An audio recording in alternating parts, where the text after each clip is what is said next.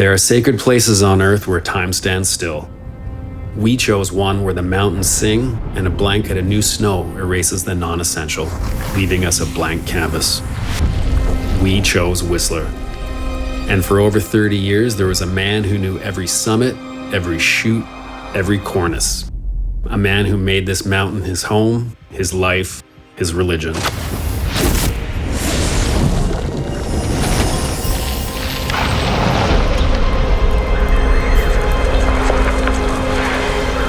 For those that knew him, or even of him, merely hearing his name struck a chord. A giant smile, cavernous laugh, an almost comical but immediately recognizable Quebecois accent, and a never-ending generosity that expected nothing in return.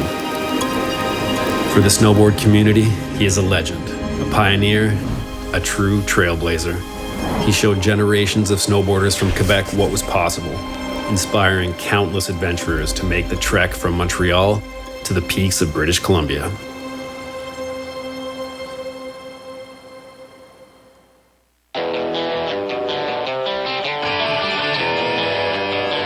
It was cool. My dad lived in Montreal, downtown. Then my mom lived in Saint-Jérôme, so close to the snowboard resort.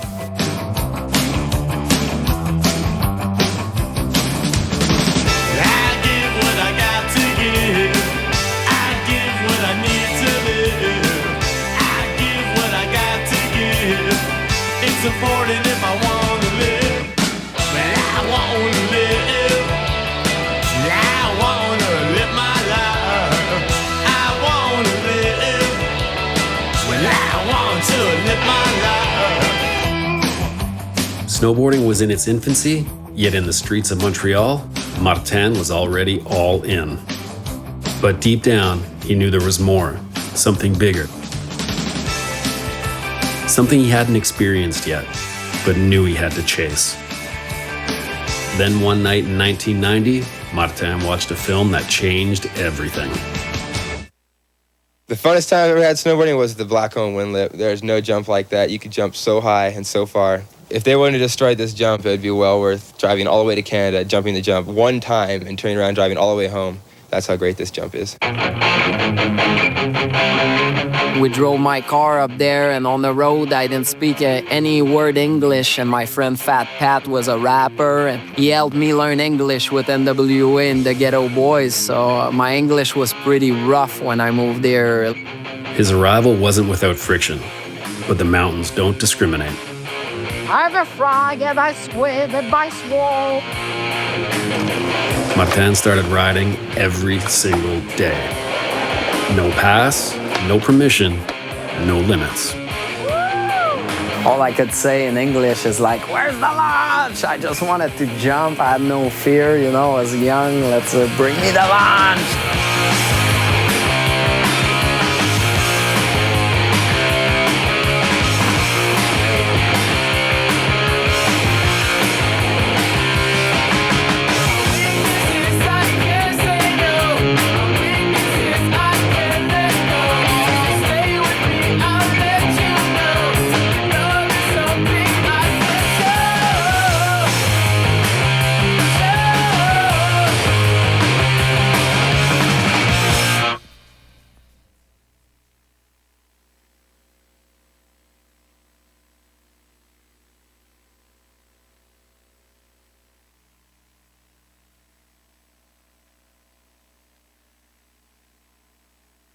And one night in the bar, we met Eric Berger. But it's all like, I want to shoot like a picture on the mountain, snowboarding. The next morning, we end out on the mountain together, and me and Pat launched that rock, that cliff on Blackcomb, and next thing you know, it's in the middle of the summer, and I used to go back home to work at my skate park that year. And all the kids, Martin, you in the magazine. So we closed the park. I'm skating behind those 12 kids all the way to the store. Get to the store, start going through the Transworld, boom, centerfold.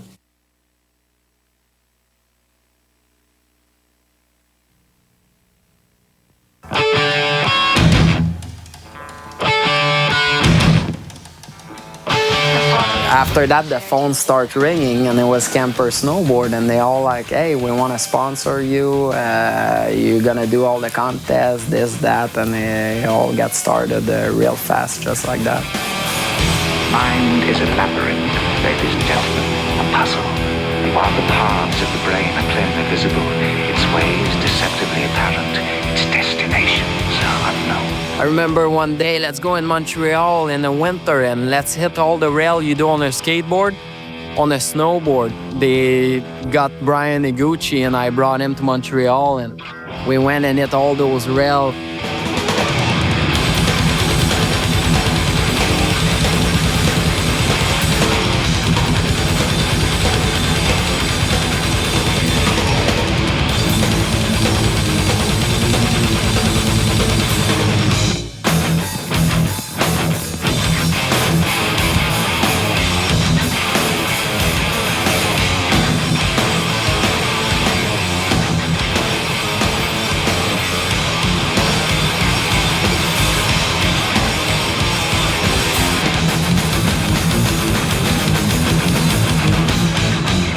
I was laughing, stopping in the street in front of car. I feel like a goof, but it was a good time.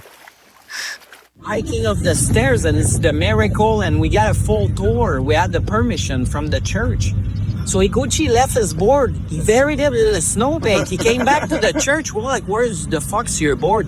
He's all like, I don't want to have nothing to do with this board, man. He's all like, fuck this board. He's all like, I rather watch. So I did the handrail by myself. Thank God I got the fucking shop. You know, he could have been in front of my church, right? Because he's a fucking ripper. He was like my God, right?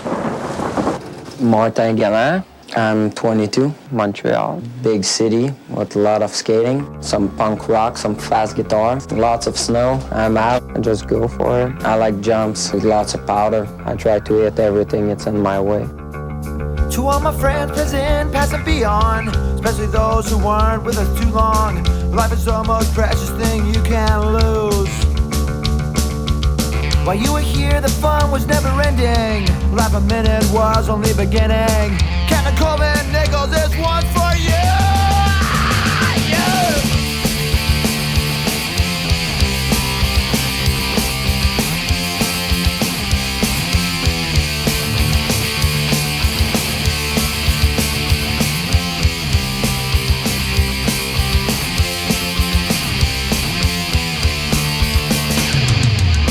Never get that feeling you can go on.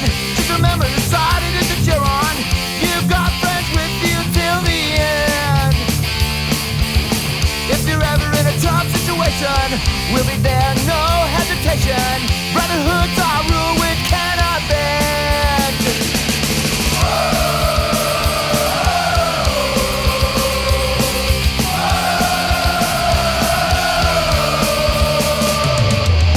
My friends, present, past, and beyond. To all those who weren't with us too long, life's the most precious thing that you can lose. While you were here, fun was never ending. Last a minute was only the beginning. Can I call that never this one for you?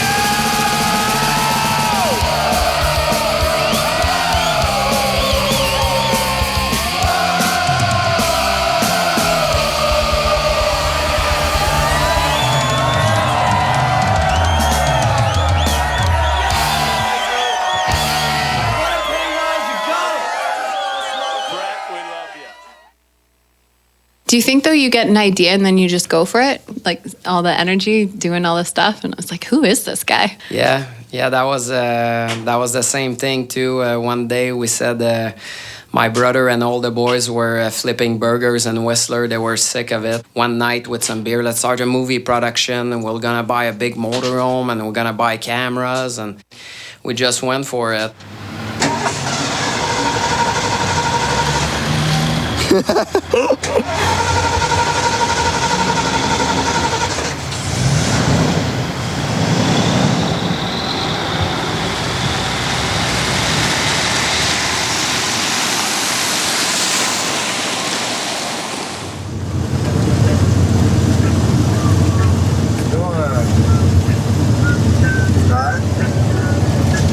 Moi, Jean-Pierre. Oh. la passe? Dans la passe à Roger. Dans la passe à Roger? Ouais. Roger, c'est mon père. Roger, c'est mon père. Il a passé ici pour venir nous voir. Et il a repassé pour retourner au Québec. Ah oui? Il a attrapé une grosse crise de tempête de marde. Comme mon père dirait, le ciel s'est masturbé et les nuages sont venus tout sur la route.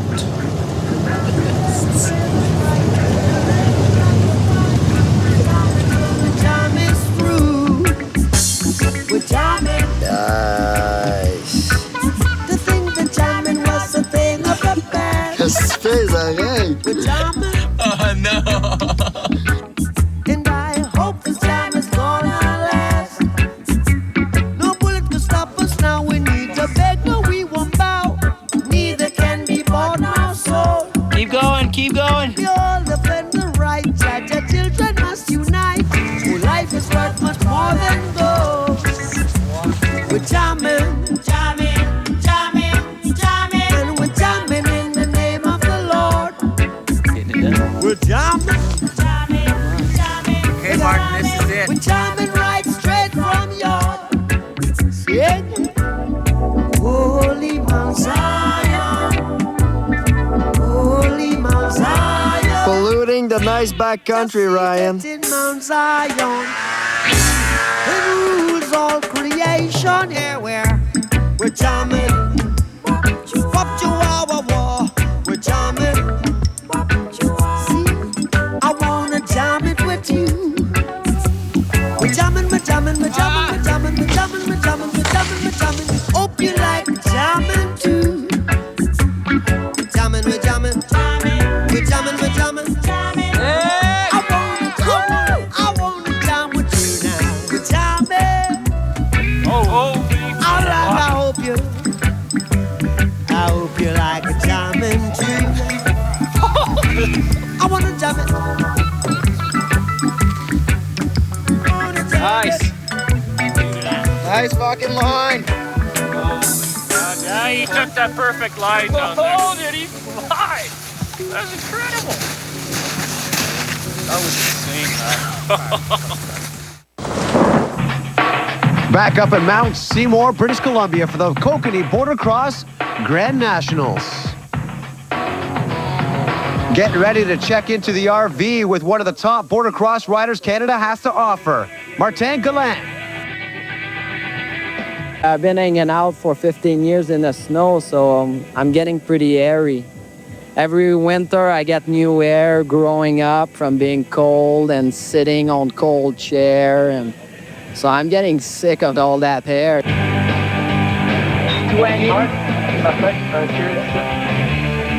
I don't like driving too much, so you just park it there, you know, at the bar where the party tonight. I'm gonna be right there, crubbling distance. You grab her, you set her to the right position in the middle of the room, and she's my girlfriend. It's about this big, and she's orange, and I lay on it every morning and every night after riding. She's beautiful. She just got a big orange booty.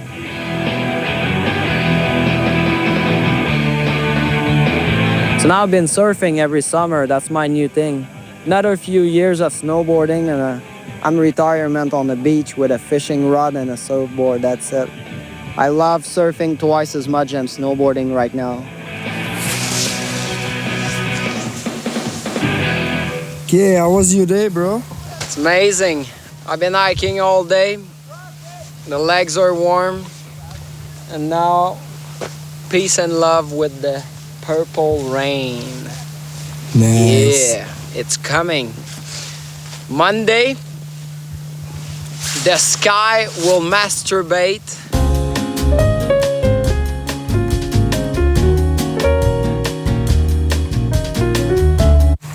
The sky's gonna come a lot. I think that's it. This is Seymour. Even the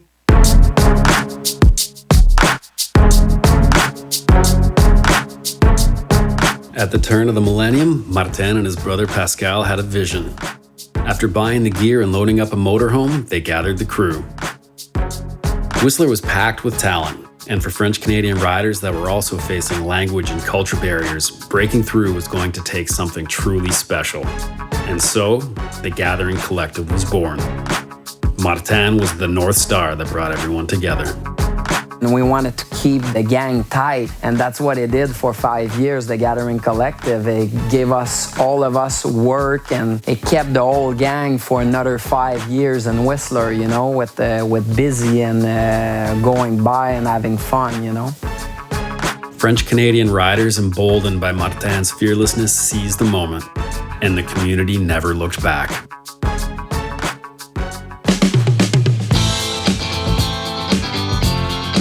Hey, there's gas in there. Hey, Chris, there's gas right there. All right.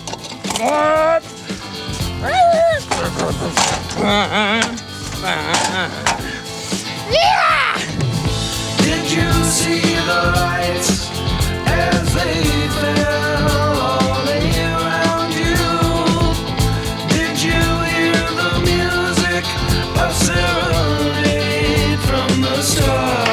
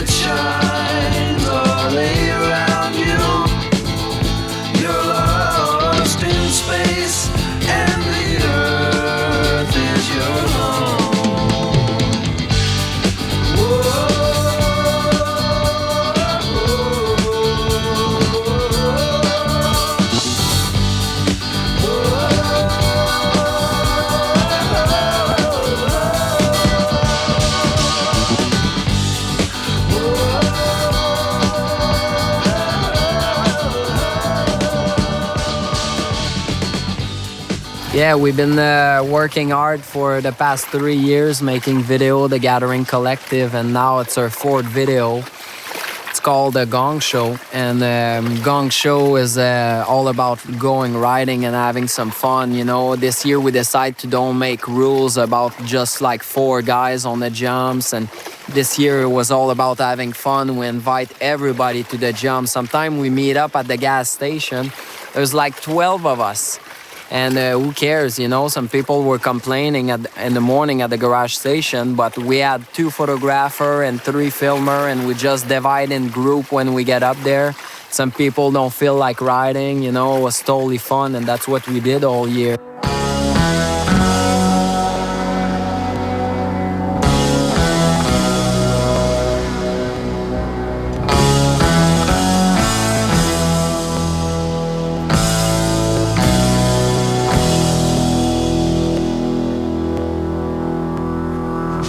Hollywood, Gallant. You're straight Hollywood.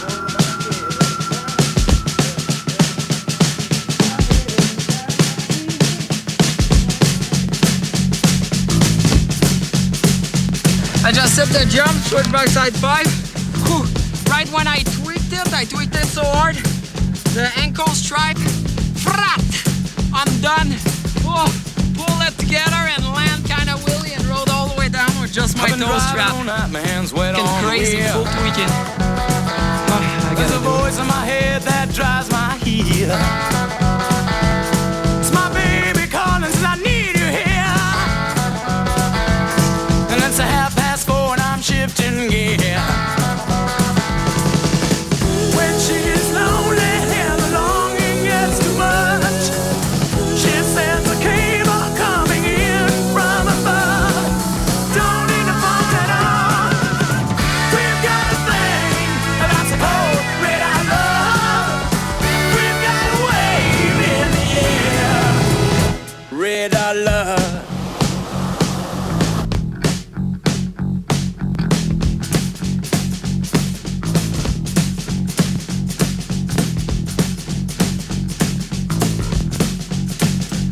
God, all that physio for nothing. I gotta go back tomorrow. The radio's playing some forgotten song. Brand new leaf coming on strong. The road has got me hypnotized, and I'm spinning into a new sunrise. When I get lonely and I'm sure I've had enough, she sends a comfort coming in from above. We don't need no letter at all. We've got a thing that's cold, red I love. We've got a light in the sky.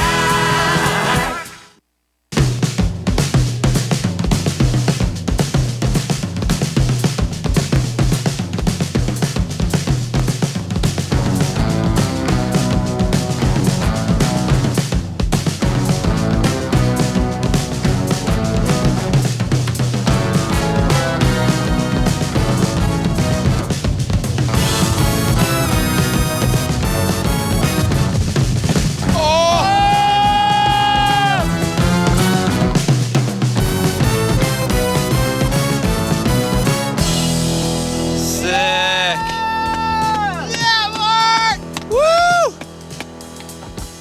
I hope I'm gonna keep doing that for the rest of my life, you know, no really rules and just having fun and tricks, you know. If my buddy do a backside 7, I'll do a backside 7 on the jump and he won't be pissed, you know, like it's all about having fun.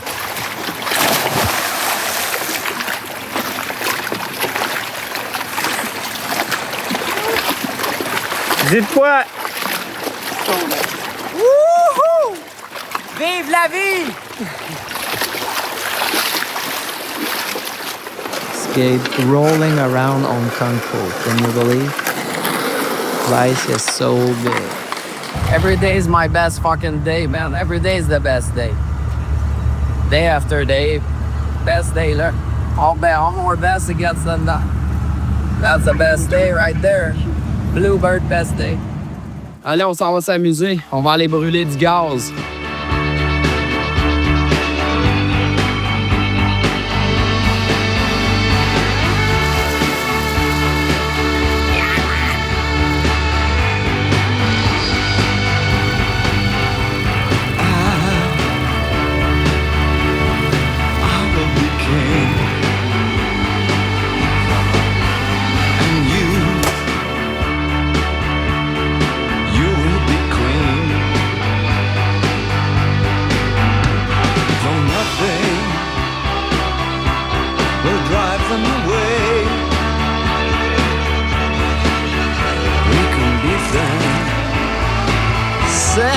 Just for one day,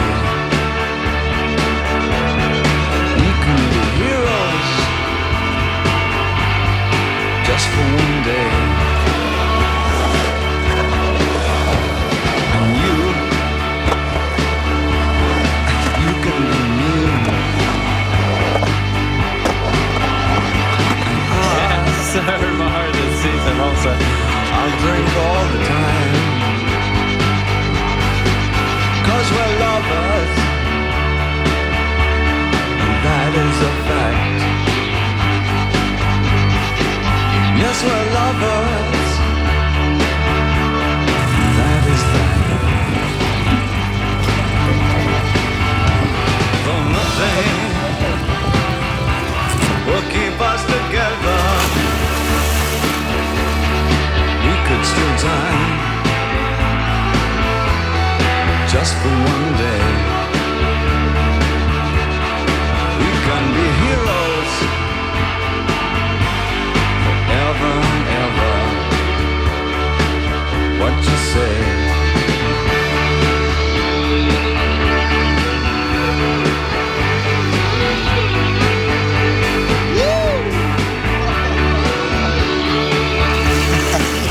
All we need is a couple sea-doos go zip around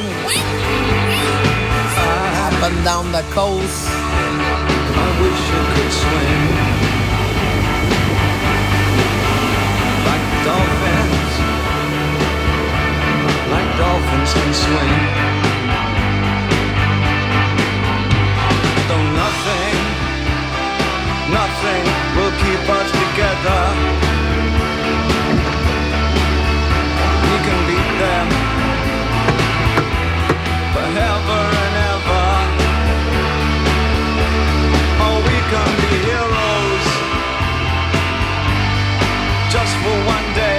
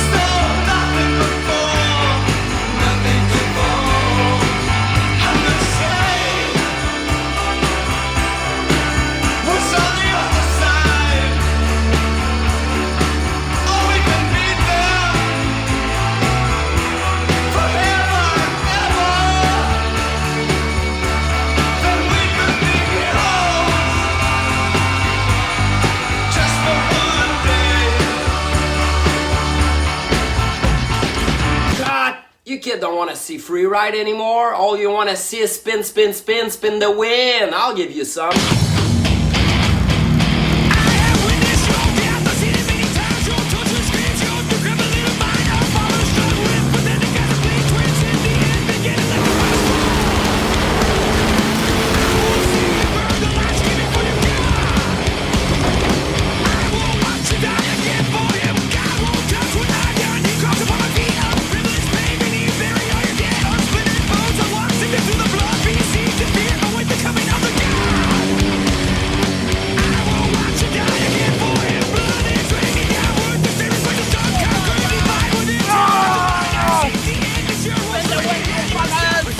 I know how you kids feel when you spin the wind.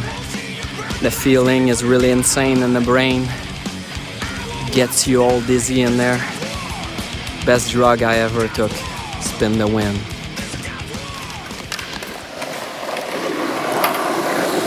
My friend Butterfly over here, he's gonna die tonight on my shoulder. He's very fat now and his life is pretty much over. So you guys out there who are young and healthy, keep enjoying and be happy. Don't complain about tiny little things.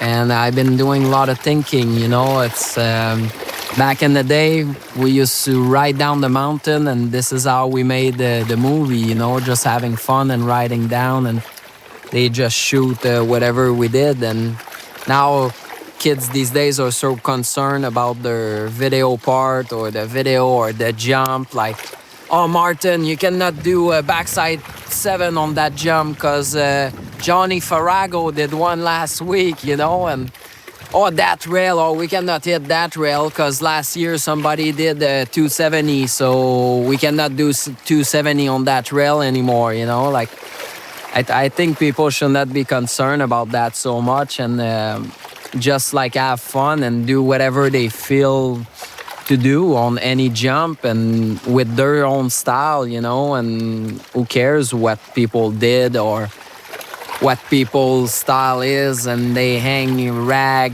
dog behind their back. I don't know what they call these little tissue or whatever, you know, be your own style and what feels good. Like, I would love to see the new generation, like, get back to, like, the Dogtown style, you know, like, fully their own style, their own tricks, and, you know, who cares what people think about them, you know, and they're just their self, the way they grew up, and that's how build some nice people, and that's what their sport is. It's about, like, skateboarding, you know, it's nothing fake, and we don't want to try to copy the skier or I don't know, you know, it's...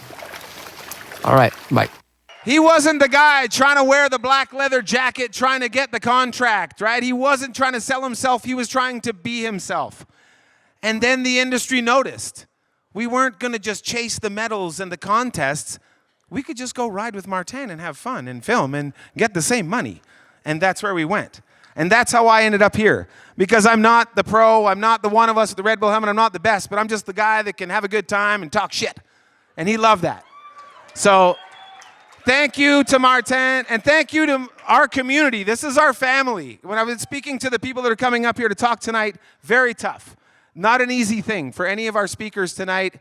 I just get to come up here, have a couple beers, and jib-jab away, and then hand the mic to them, and they're supposed to say big feeling things with big moments and all that stuff. I don't have to do that. Pretty easy for me. But they're going to have to say some deep stuff, and it's not easy for them. So respect to every one of our speakers tonight, who include Alex Warburton, J.F. Pelchat, Brew, a Nick Watson, who I was surprised here and stoked, Mike Thomas, Sheen Campos, Meghan Pischke, Pat Van, who's probably got some stories to tell, and Clair Gallant, and then we've got a video, and we'll have a slideshow to end it. So stick with us. It's going to be good times. I don't really have much to say other than look at us. Look at this group.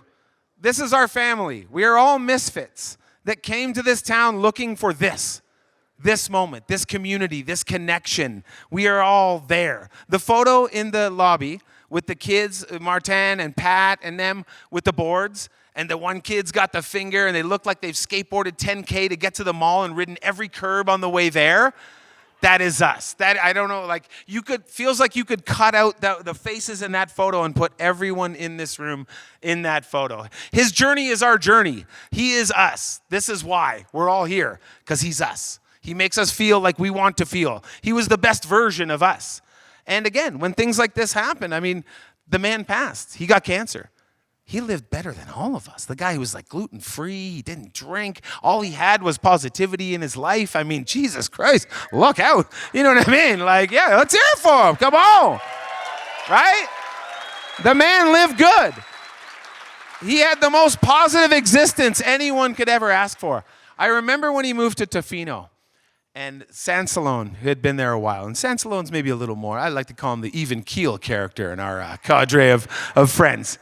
And I said, I'm like, hey, how does Tofino like Martin? And he pauses, and he looks at me, and he goes, they eat him up. Like, he was that, you know what I mean? When you would rent his place, and this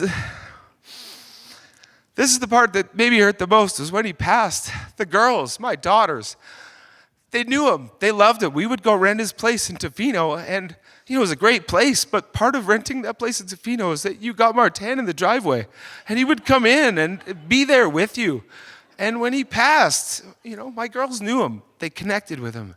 And as all of us did, he was that. He was the guy kids loved, and adults loved, and people loved, and the town of Tofino loved. And when you rented his place, he would give you a time on the clock and tell you to look at the TV because he had the Chesterman Beach webcam on, and he would stroll out naked.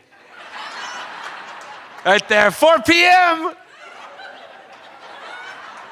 Yeah. Let's hear it from Martin Gallant. Come on. Yeah. That's who he was, and that's why we're all here. This room is filled with beyond incredible people that I am blessed to know. And please, let's all have drinks and conversations and as many hugs as you can give me, because we are blessed to see, know, and love each other.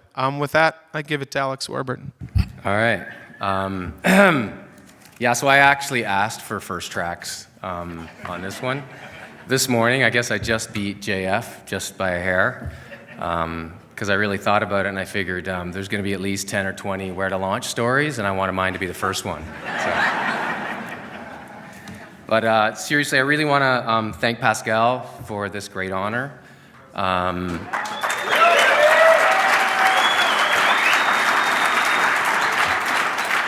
There's a couple other Ted Caris up here too, but that are going to come up here. But I really appreciate it, being the token squarehead to start off, and it's a big honor.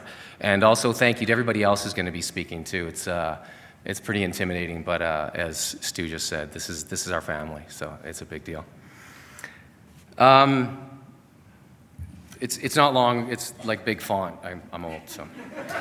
Rumor had it that Martin had learned English on the drive from Montreal to Whistler, listening to NWA tapes the whole way. And the point of that story is not whether or not it's true. What matters is that after decades of him living in BC, it's entirely plausible. See, Eric Marchand and Vero arrived before him, but truly the Quebec snowboard scene in Whistler launched with Martin. One might say that Martin landed in Whistler with a bang. There are others that may have said it was more like fingernails across a chalkboard, but those people just weren't ready for the likes of Martin. It's fair to say that some of us back then would be guilty of being, let's say, whatever the opposite of inclusive is. We would judge a person's entire character by whether or not they grabbed the correct part of their board, which kind of begs the question, how the hell did I survive? Anyways, Martin was so different. Like, really different. He didn't think small, he thought big. He wasn't about scarcity, he was about abundance.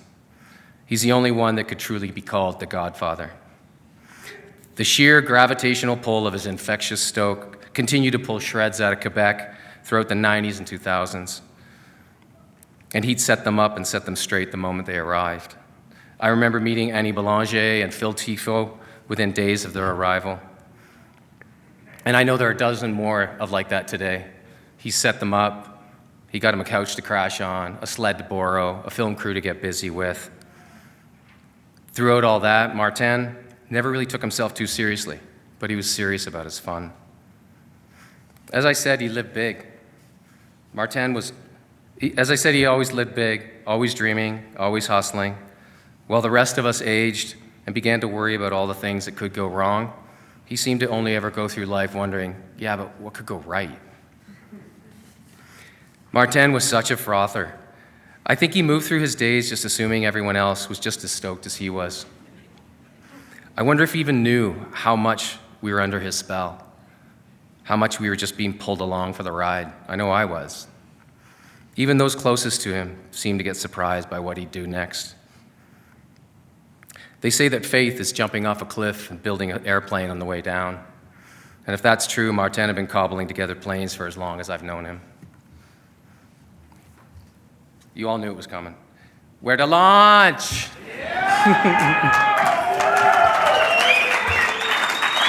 Started as a legitimate question while riding through the fog chasing locals. Then it became a battle cry, then a meme, And then a legacy brand that only one man could carry, because only one man truly embodied it.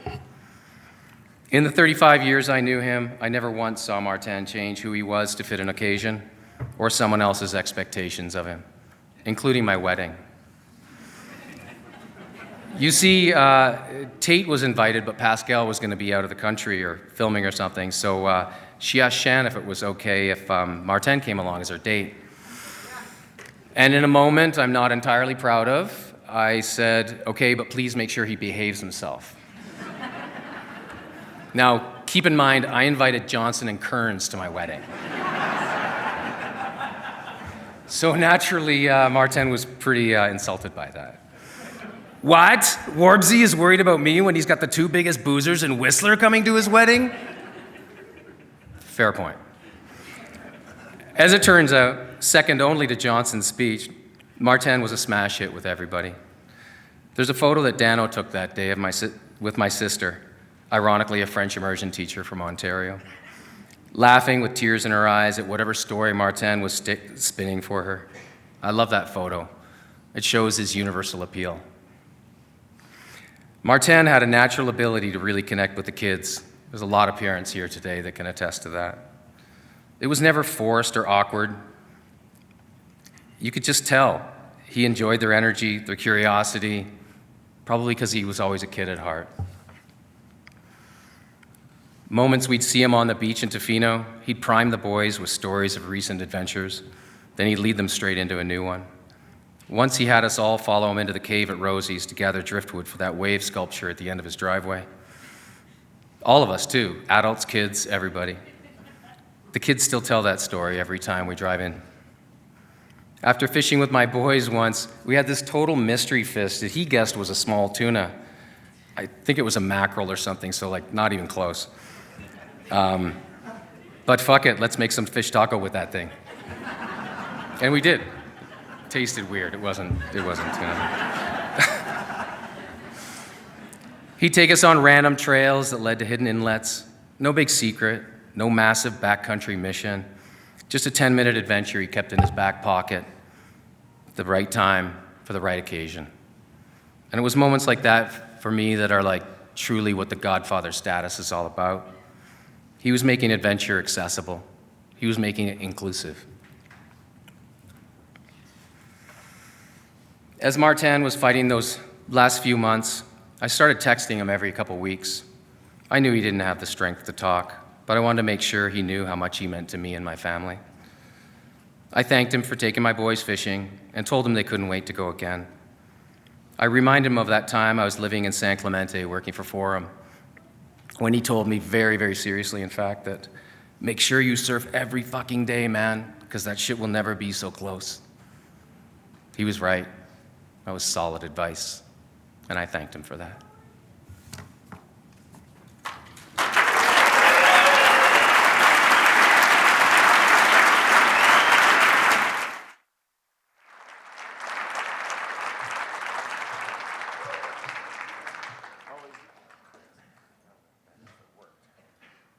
Always the elder statesman, Alex Warburton, everybody.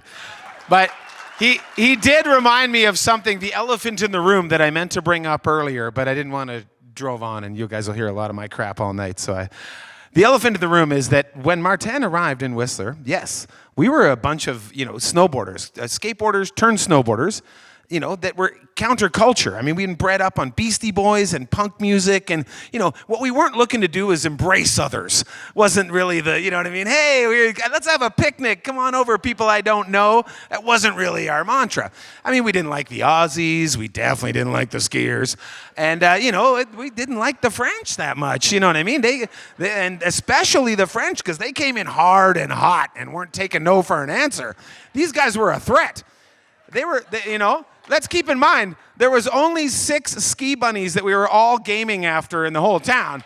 So, these guys showed up and were angling, especially with the ladies. It was, they're slashing our pow, they're gaming our ladies. It was a problem. So we weren't into it. Along comes Martin Gallant. And again, just a testament of who he was. He broke down the great Berlin Wall of Whistler. You know what I mean? There was no saying no to this man. It was so infectious. You're like, for Christ's sake, yeah, great. You and the guys can come along. Like, great, you. And he just kept proceeding down that wall and broke it down to the point that, yes, now we're cool with skiers and everyone else. Maybe not the Aussies so much, but they're not bad. They're not bad. Give them a break. But yeah, I did want to touch on that. That was one of the biggest things Martin did for this whole scene, this whole town, this whole community, was broke down the wall that I can't imagine would have lasted too long, but it was getting built up. So let's hear it for Martin for doing that, you know? Yeah. With that, a man with a French accent and a beautiful beard, J.F. Pelchat.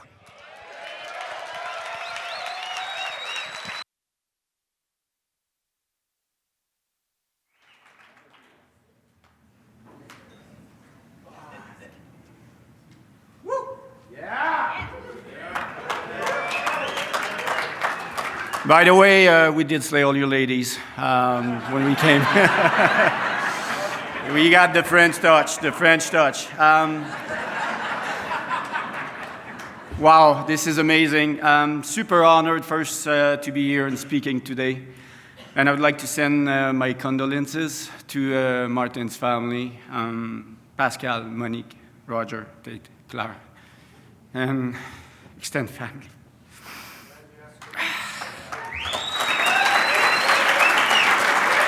Okay. I would also take the time to send my love and sympathy to the family of Kai Smart, who passed away from an avalanche a couple of months ago, who is also being honored today. So it's,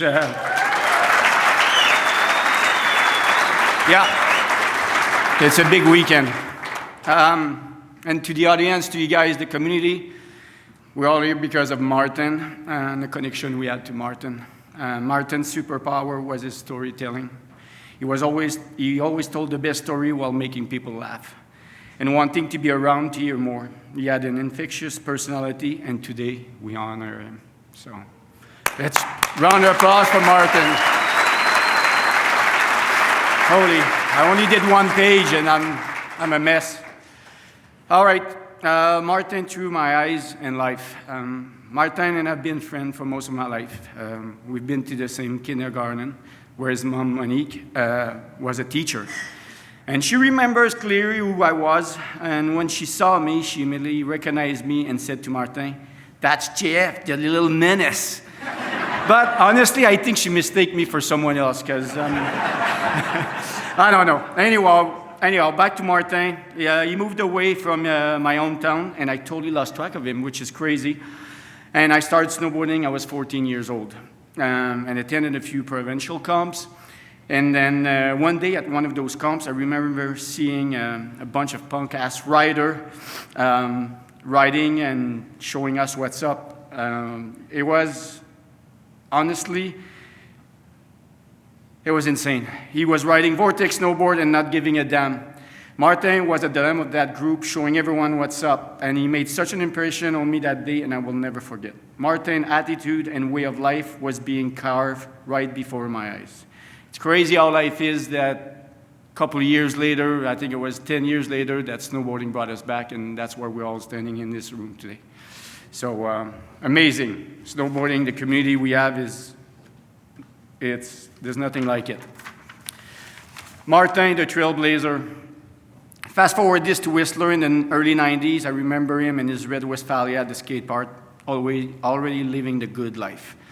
Martin moved here roughly a year earlier than I did, but he was already running the place. Martin had all the ins and outs, where to poach a hot tub, a shower, or if you ever need beer money, which is on a daily, he knew the place to grab empties. So that was very good for us.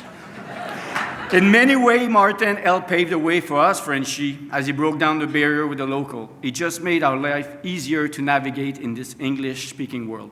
I don't know how he did it. They must have been charmed by his accent, which, by the way, just got stronger and stronger with time. All right, I'm blazing through this. That's good. Martin's street cred and snowboard skill got him where he was, and always been a bit jealous of how he lives his life. Free, always on his own term, with a dash of punk attitude. If there was a deal to be made, Martin was around to make sure he got it first. The guy rode for so many companies, snowboard companies, and some of them I've never heard of. And the crazy thing is he did it in multiple sports. He did it in mountain bike, in BMX.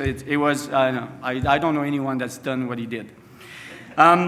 There was never a dull moment by his side, and life was always an adventure to be lived to the fullest. Man, we did it all. Snowboarding, skateboarding, BMXing, mountain bike, which, by the way, Martin got the cover of Bike magazine, jumping his bike with Mount Currie in the background. Like, that's pretty insane. Let's give it up. Martin was always looking for the next big thing or the next deal. I remember him going down to California, buying 2 Toyota Tacoma, towing one behind the other, importing them, and reselling them in BC and doing very good on that deal. Or the time in 2008 when I did a full reno on my house, Martin showed out of nowhere with a borrowed trailer, and he took all the trusses and all the metal roofing from my site and brought it to his land, and it is still standing today. Martin was a hustler, man. Come on. He was a hustler.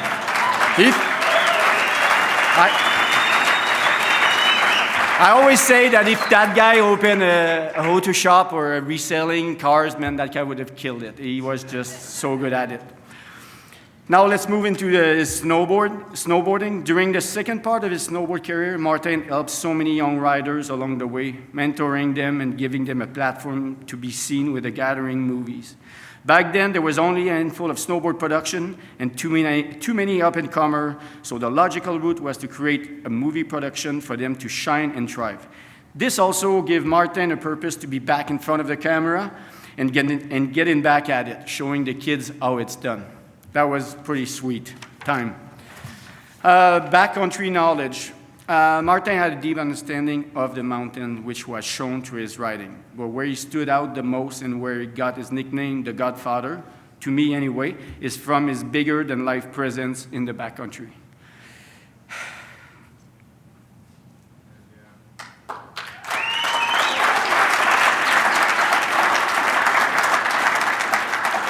This part's pretty good. Martin was a boss, and he owned his backyard. He would pull up on a crew that was building a jump. He would then tell them a few stories, make them laugh, give them advice. Then he would suddenly leave with the photographer, and go get his shot, with everybody looking in disbelief. What the heck happened? So that's how Martin operated in the backcountry. He would just show up and take your photographer and go get his shot, and he did a lot of shots, as you can see. And we were like, what the fuck, man? Anyway, he knew something that we didn't, obviously, because he got a lot of shots, and yeah, he knew where every place, nook and cranny. He was the guy of the backcountry. I have a few fond memories. I have so many memories living alongside Martin, so here's a few that I really like, and I'm going to share with you guys. Okay, the mountain bike era. Martin and I were mountain biking behind my house. The trail is called Shit Happens. How fitting. We start our ride like any other, riding up and going hard, jumping everything in sight. At one point of the trail, it gets pretty tricky, technical, and there's a very big drop. Drop. So I put my ass behind the seat, when you're dropping. But I didn't expect the drop to be as big, and I managed to squeeze my 2 little friends between the tire and the frame. And you guys know that little area. Yeah, ouch, ouch, ouch, ouch. Anyhow, I'm down for the count. I'm in pain. After a brief moment, I stand up, pull my pants down, and ask Martin to have a look. He kneeled on the ground with both arms on my legs, and I can see in his eyes that it's not good. Then he yelled in his broken English, Jeff, I can see your balls, man. So I almost fainted, but I managed to go down, drove to the hospital and got stitches by a lady, which was pretty crazy. And I think my wife knew her. Anyway, I've shown my body more than once, so I don't think it matters. After the ordeal, I could only imagine someone riding past us, seeing two grown-ass men, with one with his pants down, the other kneeling in front of him, looking at his package. Priceless. So that was something that I hold dearly. Because he looked at me and I was like, holy shit, I'm done. I will never have kids after that, for sure. But I managed to have kids, two beautiful girls.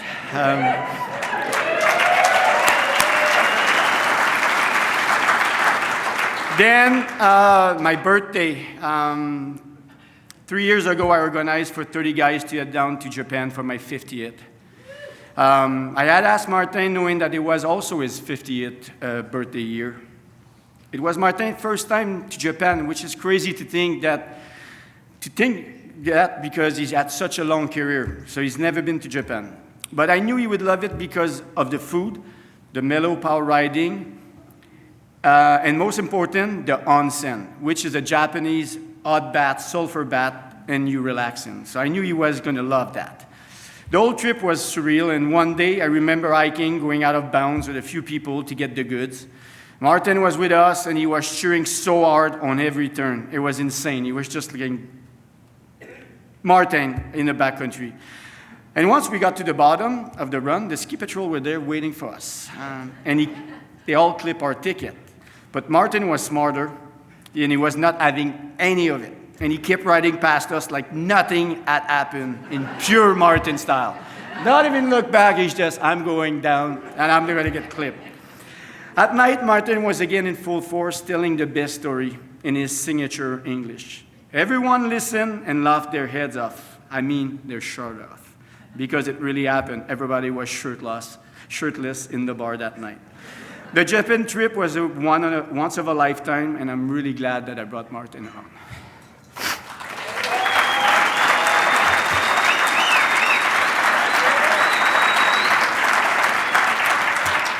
Then we go to this photo. This photo is from 2 years ago, and the last photo I have with him. As you all know, surfing in the West Coast was Martin's most cherished chapter. That day, it was only us two, and I remember showing him around my fishing spot and teaching him how to use the downrigger for fishing salmon. He was so excited, and he got fully hooked on fishing. Later that day, we both made a pact to spend more time together, exploring the coast, fishing, surfing, camping, and living the good life. Living the good life.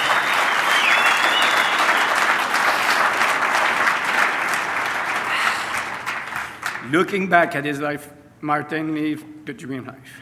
He always did it on his own term, which is something that most of us would dream of. I'm so grateful for having him in my life. I want to thank you, Mart. Rest easy, brother. I miss you dearly. Thank you.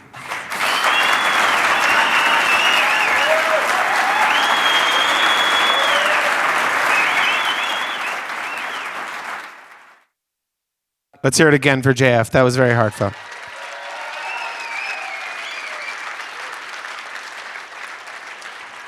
I wouldn't want to be the people that got to follow that. We had balls in there. We had, you know what I mean? That was quite a show. But he did remind me of one thing, that yes, Kai Smart's service is going on at the other end of town, which is very much a skier-oriented endeavor. And, we're a little more snowboarder-oriented over here. So much akin to maybe our upbringing. Maybe we meet in the day lot at 8 p.m. and settle this once and for all. Which was my thought earlier, and then I realized this room's full of bald and 50-year-olds, and they're strapping 18-year-olds over at the conference center. We get our asses whooped over here. Anyway, we'd have more fun, but anyway, yeah, respect to them over there, and you did remind me of that, JF. Yeah, it's hard to be up here and tell these great stories about a man we miss so much, so let's raise it up. Let me hear it from Martin Gallant. Come on!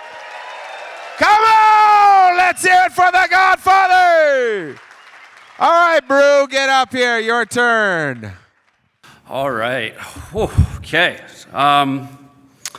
For those of you who don't know me, my name's Kevin. For those of you who do, my name's Brew. Depends on how long we've been doing stupid shit together. I'm a husband, a dad, creative, on this mindless mission in the backcountry. I'm just trying to keep up with all of you. I've spent more time script than I've actually written lines, and yet I keep coming back year after year. I get to smile at the top of every line. I get to breathe deep and thank God for every moment in these mountains with all of you. I haven't figured it all out yet. I like building cool things, and I love taking care of people in the mountains, making sure everyone isn't doing dumb shit, just smiling, having fun, and the truth is the only reason why I get to do any of that is because of Martin. He gave me a shot when I didn't deserve one. He didn't see anything but a guy that needed to be in the mountains. He saw a guy that needed a chance. You know, it's so good to see everybody out here in support of this icon, this legend, this French dude that literally changed the scene forever. Martin, you're a big reason why this whole community works. The reason why we're all here, have the same charged up life with Stoke. This day isn't about missing him. This day is about the stories of how he changed each and every one of us.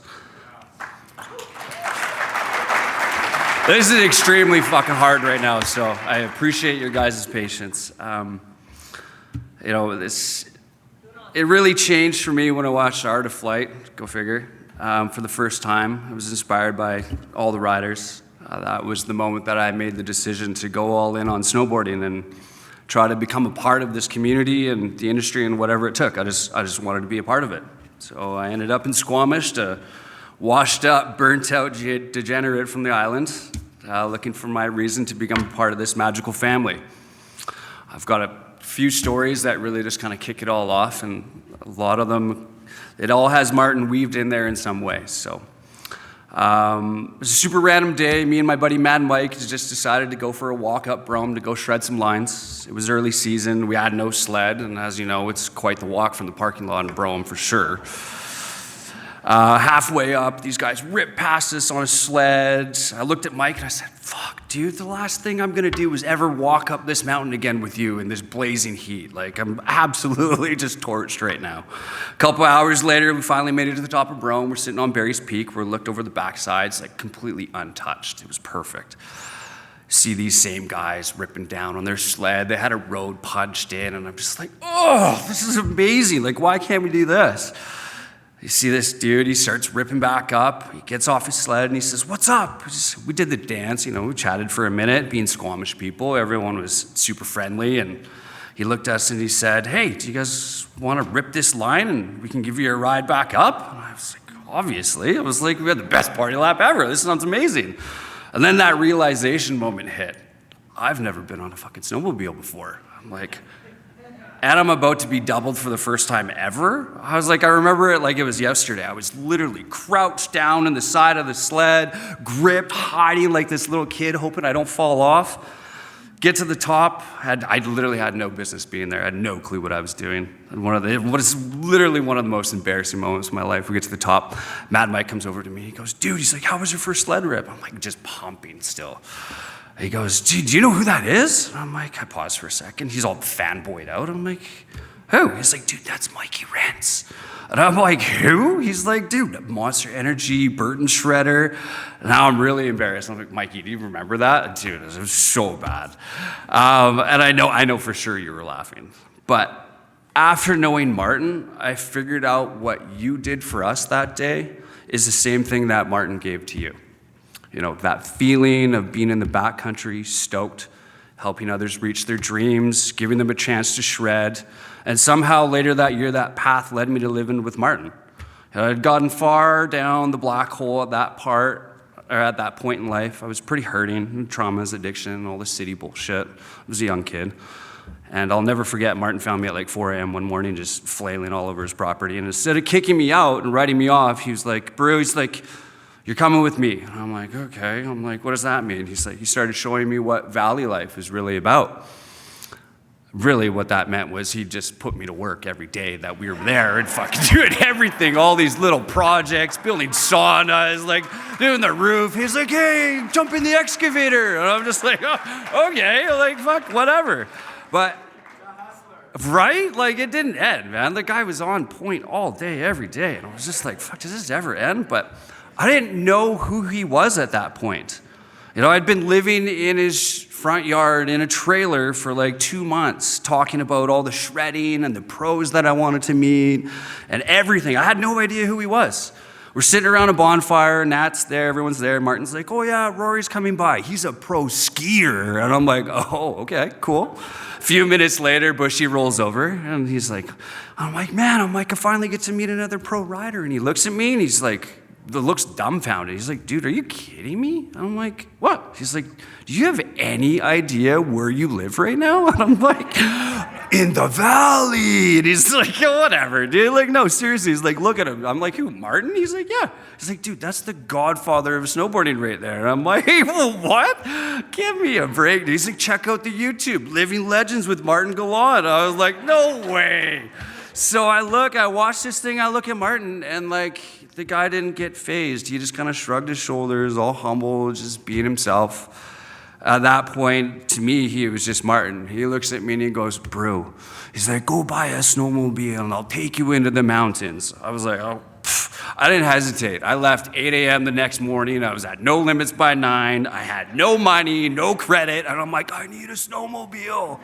They're like, okay, let's figure this out. But that moment for me, that literally changed everything. You know, I was just a kook from the island. I snowboarded a little bit, wanted to hang out.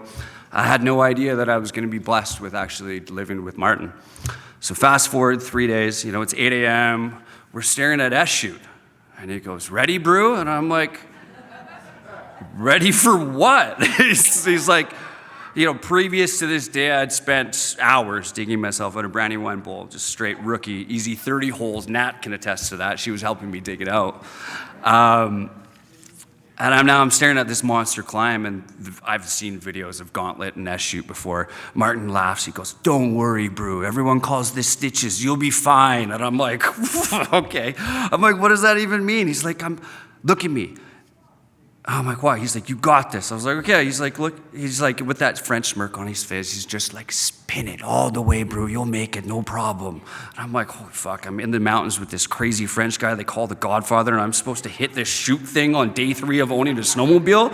I'm like, fuck, fully pinned. Next thing I know, I see Martin. He's just pinned, and I'm like, holy shit, I get on the pin, I'm up there, I get to the top, I'm just cresting, I'm so stoked, looking at this new reality, I'm just bluebird ripping, and I let go at the top for just a second.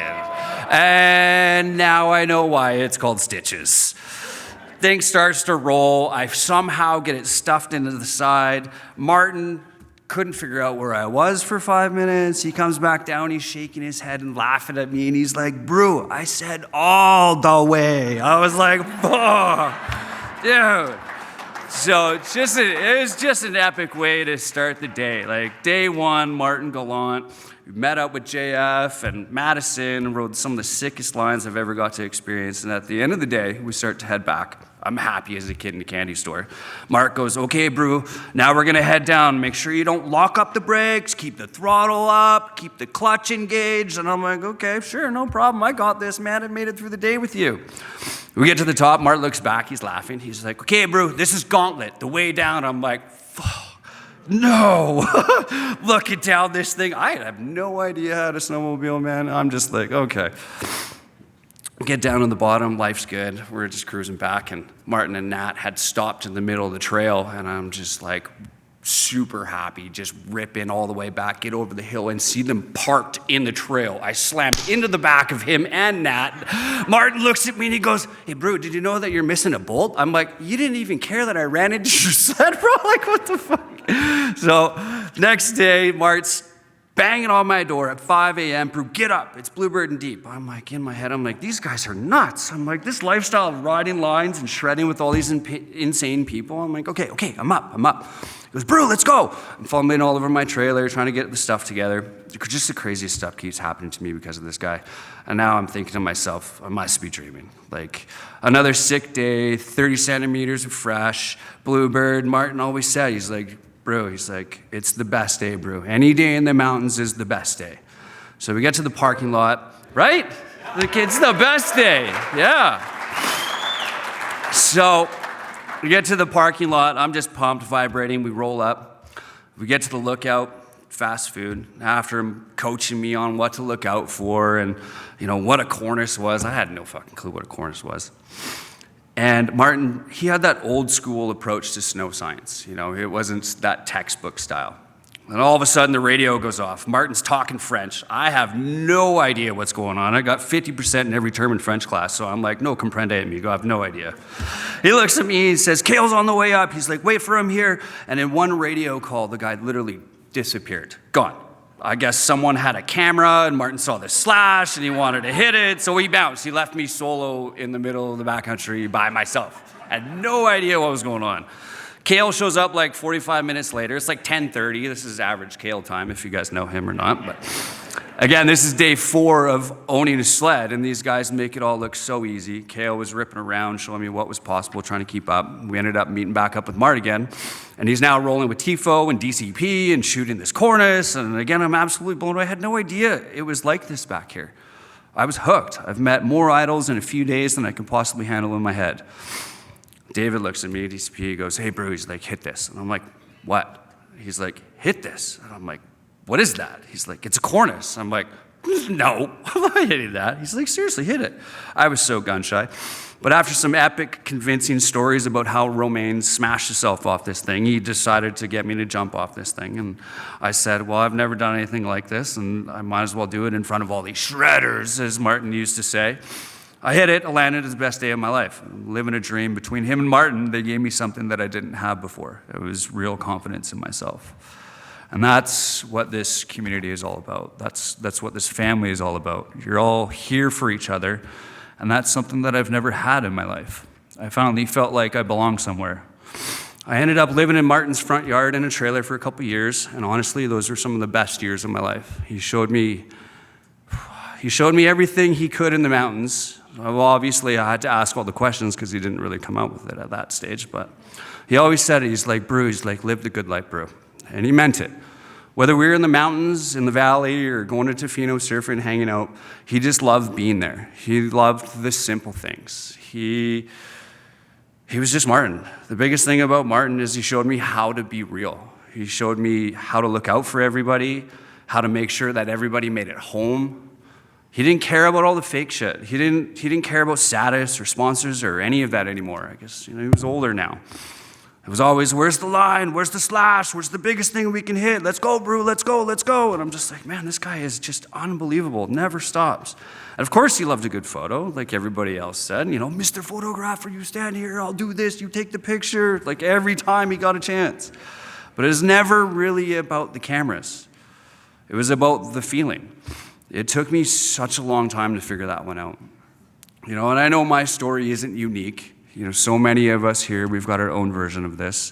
If Martin saw something in you, if you needed help, a place to stay, he opened his doors. No questions. Like that was who he was. And all of you here today, and all of you that couldn't make it here today, you're all chasing lines and changing lives, whether you realize it or not. And some of these stories don't get told, but when they do, you feel it. And that feeling, that's what keeps this whole thing alive. That's what Martin helped build. I think about those years with him every single day of my life, and I try to live the same way that he did. Today's the best day, Brew. Every day is the best day. I miss him. I miss him every fucking damn day. But I also hear him in everything we do. The riding, the moment before you drop. Like, I always thank him. I always ask him to watch over us. I know he's always going to be there, but he's not picking up my phone calls anymore. And he always answers. He's like, what up, Brew? What up, Brewski, Brew? Even that ridiculous answering machine, it got me every fucking time. It's just ridiculous. But that's what I loved about this dude. And the truth is, my life now, riding, going places with all you people, it still blows my mind. And living this life I dreamed about 13 years ago, it all came from that moment with Martin. Without you guys in the community, I wouldn't be here to celebrate Martin. I wouldn't have met any of you. I wouldn't have had the chance here to stand here today, almost crying because the biggest influence in my life has given his gift and then left us. So honestly, I just want to say I love you all, and thank you for being here, inspiring others, supporting Martin, and Martin for welcoming me and others just like me into this community. If it wasn't for you in snowboarding, I'd probably be dead. So let's keep doing what Martin showed us, keep slashing, keep showing up for each other every day, and most importantly, like, keep living the good life.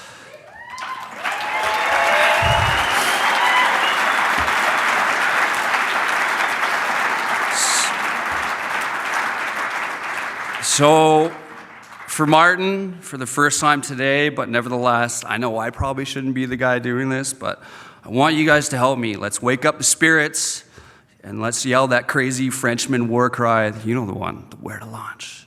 Okay, so on 3, everybody, as loud as possible, in that French tone we all hear in our heads every day. 1, 2, 3, where to launch! Thank you, guys.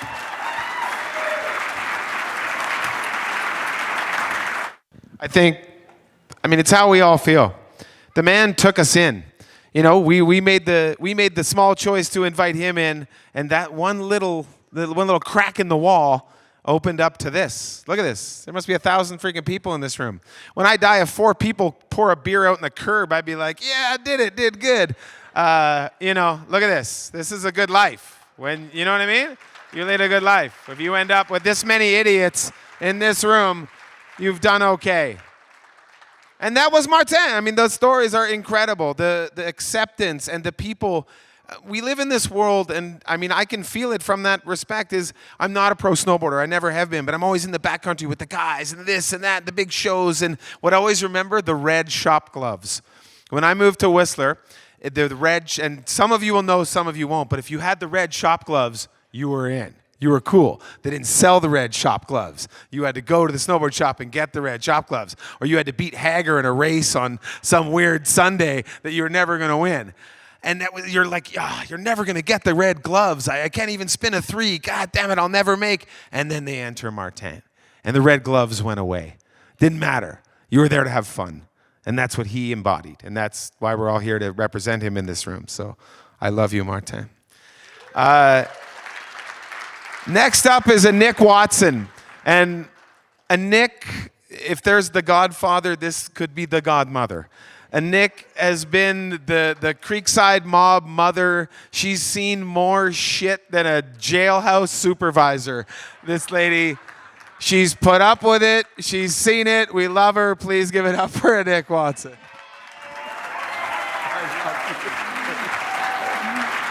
right. There's a lot of people in here. Okay. Mon beau Martin, je m'appelle Annick, et pour ceux qui ne me connaissent pas, j'ai eu la chance de faire partie de la vie de Martin pendant plus de 30 ans, as a friend and in the early years as his girlfriend. À Monique, Roger, Pascal, Nathalie, Clara,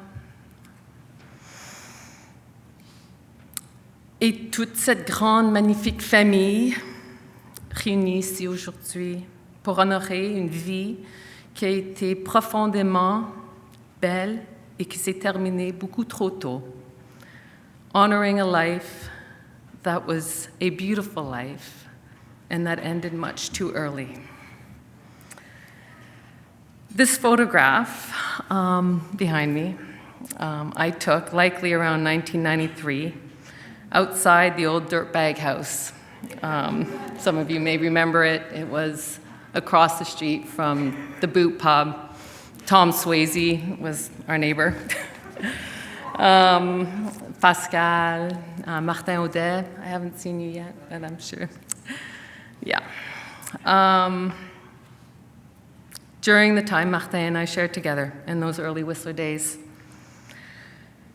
what resonates most with me when I look at it is that even 30 years plus later, Martin was still the same authentic person.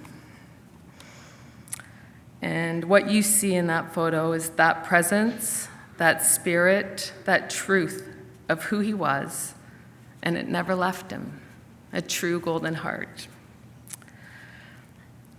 I met Martin in the spring of 1993 in those early Whistler days.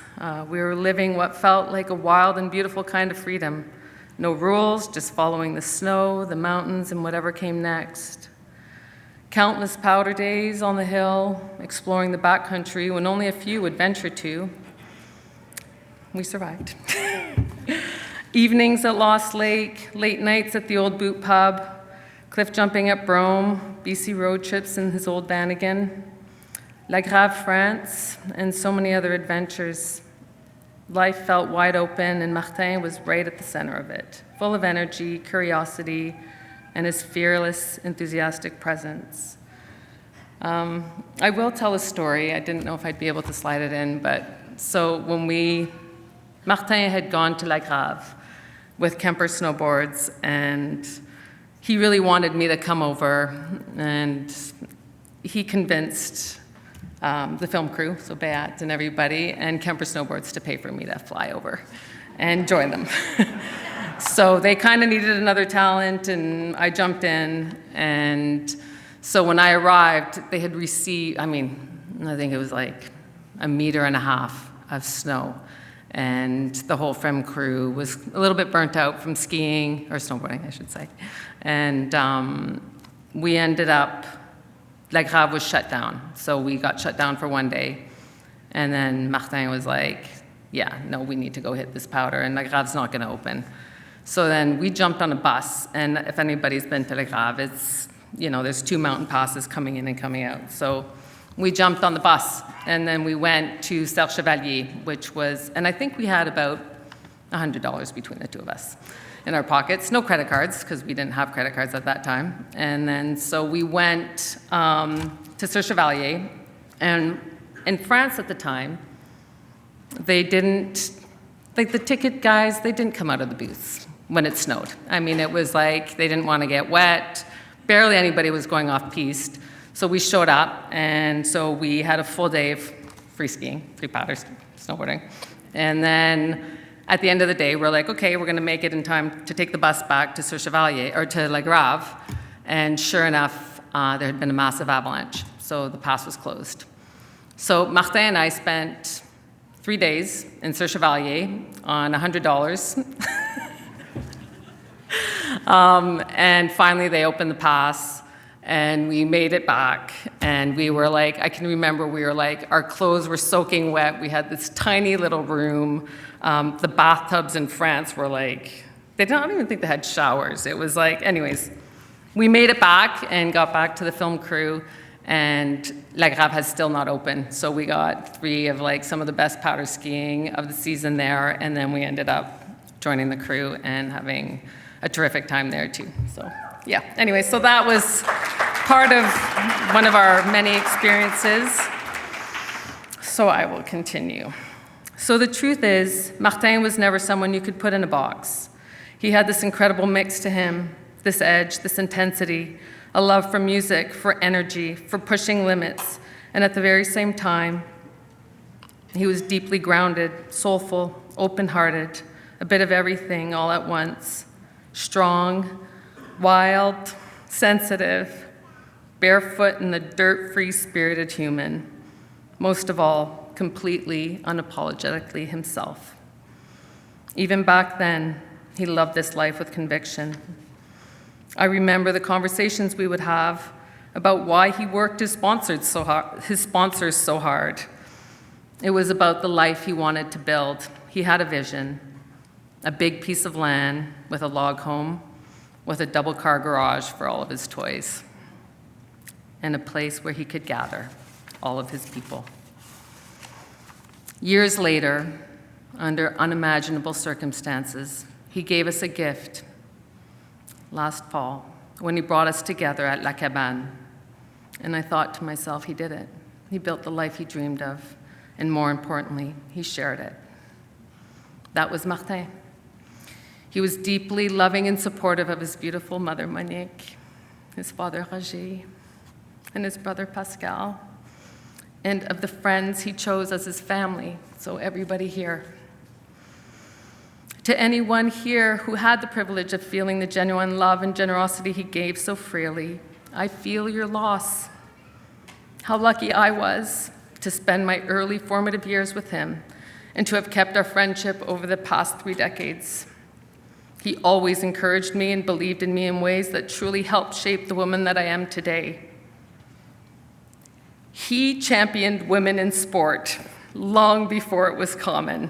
He didn't see the difference between girls and boys. He just encouraged everyone. He never underestimated our strength or potential, and that same belief extended to everyone he mentored throughout his life. I know how hard Martin fought to stay with us. Natalie, thank you. I believe that if anyone deserved a miracle, it was him.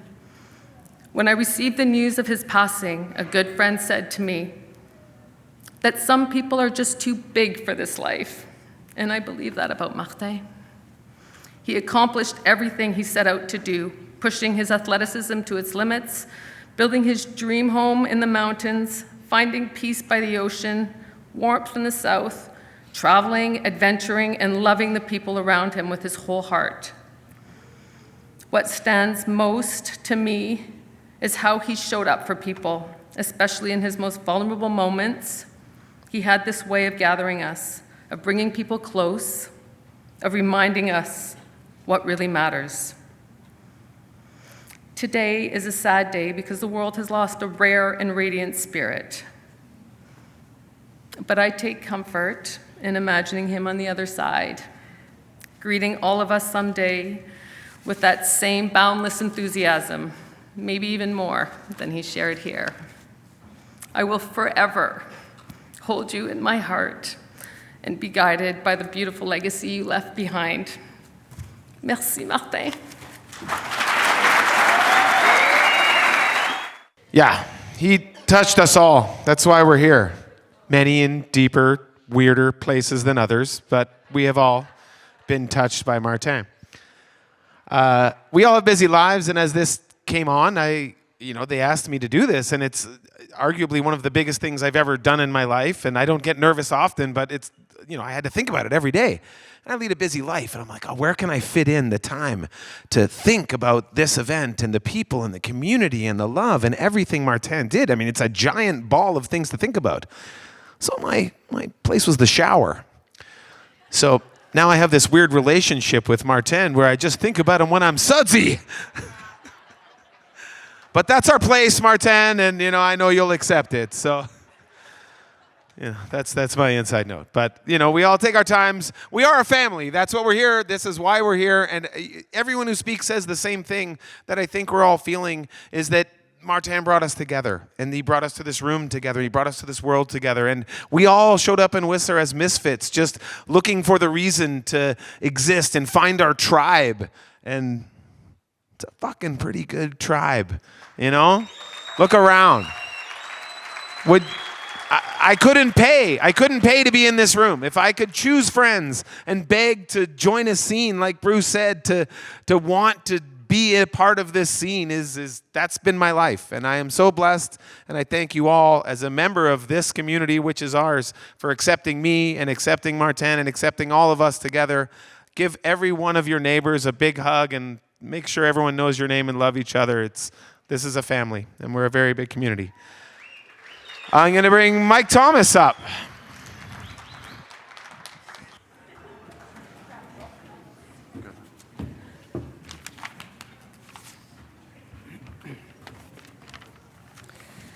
I think I might have worn the wrong attire. Everybody was asking me to get them a drink earlier.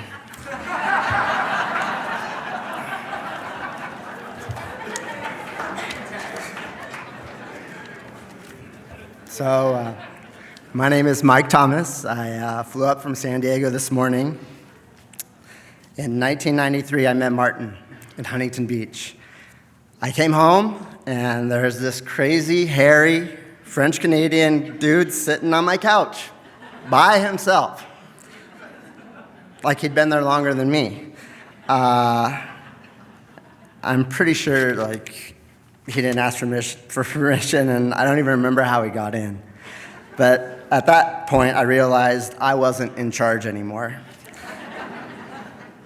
And that was it. He just kept showing up. And I don't mean just once in a while. I mean year after year. Huntington Beach, Mission Beach, Carlsbad, no matter where I was, Martin could come find me. Sometimes Pascal would come too. And the two of them would just come over and take over our place, cooking, feeding everybody, bringing this energy that made everyone feel a little better. You didn't have to plan anything when they were around. It just happened. That was Martin. He showed up, and things got better. And I've been thinking about that a lot lately, how much just showing up actually matters. Showing up for your friends, showing up for your family, showing up for your life. Martin didn't just talk about it, he lived it. So much so that years later, he stood next to me as my best man at my wedding. He was there for a lot of important moments in my life, including when I connected with my wife, Jen. He secretly would say, "It's pissing snow up here. I'm going to be done in 20 days and come down and surf." And we lived a lot of life together. We surfed up and down the coast, next to Oregon. We started t-shirt companies. We bought and sold Toyota Tacomas. Yep. And we actually made some money. Sorry, JF. And at one point, I was basically his agent. You know, his English was broken, his writing even more so. So I helped him write sponsor letters to O'Neill, Rusty, and whoever he was going after. And through all of that, he'd always call me before a trip, "Coach, should I get this board or that board?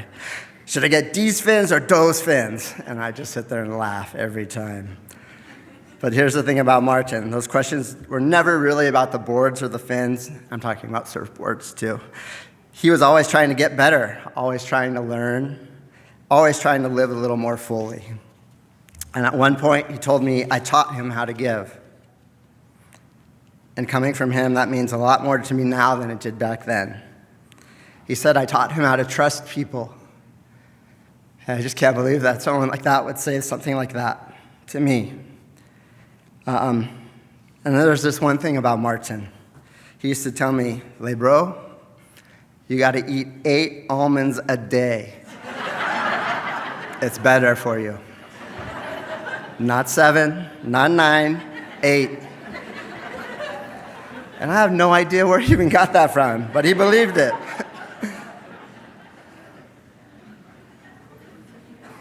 And he lived like that. He paid attention to the small things. He took care of himself. He cared about how he showed up in the world.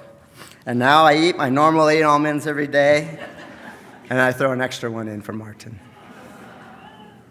The almonds were never really about almonds. That was Martin's way of saying, take care of yourself, pay attention, do the small things, right?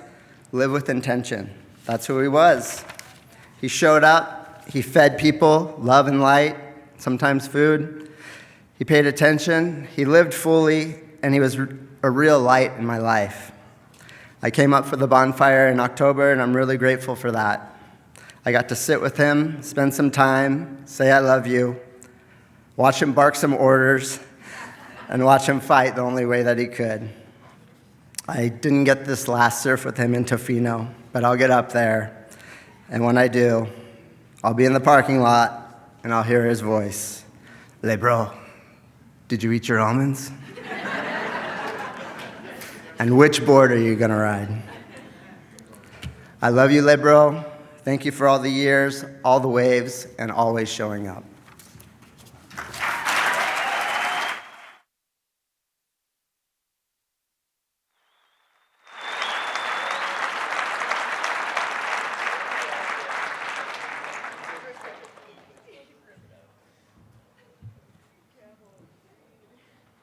New chapters with every moment. I didn't know Mike before that happened. There's many chapters of Martin. I think a lot of us didn't know.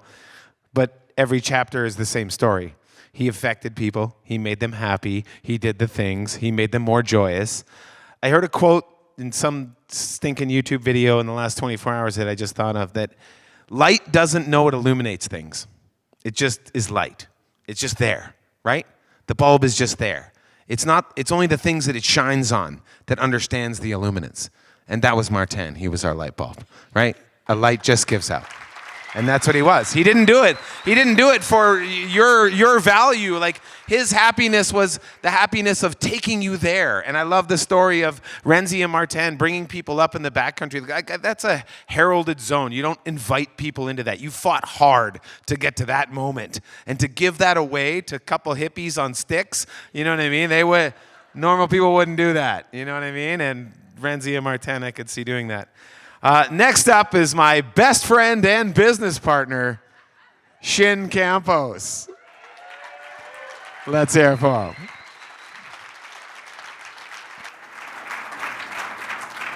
No. All right. Come on, let's hear it. Woo! Oh, wow. Thanks, Pascal. Thanks, the Gallant family, for letting me speak. Yeah, Martin Gallant. His signature, where to launch, slash, and numerous other one-liners in the best Frenglish accent that I'd ever heard. I'll remember forever. I think the year was 1992, when Martin and I, with a few others like Steve Sherlock, Greg Daniels, Dylan Doubt, and Eric Marchand, I think, and a few others, maybe a couple others, did our first media trip with Eric Berger and Transworld to the interior of BC. It was our big break, and seemed like from then on, the world was ours. Him and I got to travel the world, shredding and filming, when the 90s of snowboarding was raging. He was my first, well, my first shred. It wasn't supposed to be that much of a pause. My first shred film buddy and partner. My first shred film buddy. I was typing it out, so it's like, it's not supposed to be that many dots. Too many stories to count, and some of them not really suitable for here. But one thing I have to tell you, Martin was infectious. Heck, before him, us BC shredders couldn't even figure out the Frenchies who came here to explore our mountains. But when we met Martin, we couldn't help but to laugh our asses off, and between the funny slang and his endless stories, he's brought into one of us, and from then on, we were all just family. Martin truly was an inspiration of living his life like he wanted, not letting anyone else tell him any different. He just kept going, both in the mountains and then in the water. Martin was a natural board sports lover, slashing it up, finding anything to launch off, clacking his signature methods in his own style. Last decade or so, I didn't really get to see him much or hang much with him as he settled into his surf life in Tofino. But whenever we did connect, either on the beaches or running into him in the backcountry, was like just old times, continuous banter and laughs. One day in particular, last year, we did get a good day sledding and shredding out in Megalodon, which I'm sure some of us know. It's just like an epic long snowmobile shuttle lap, and it's like prime conditions. It was pretty amazing, actually.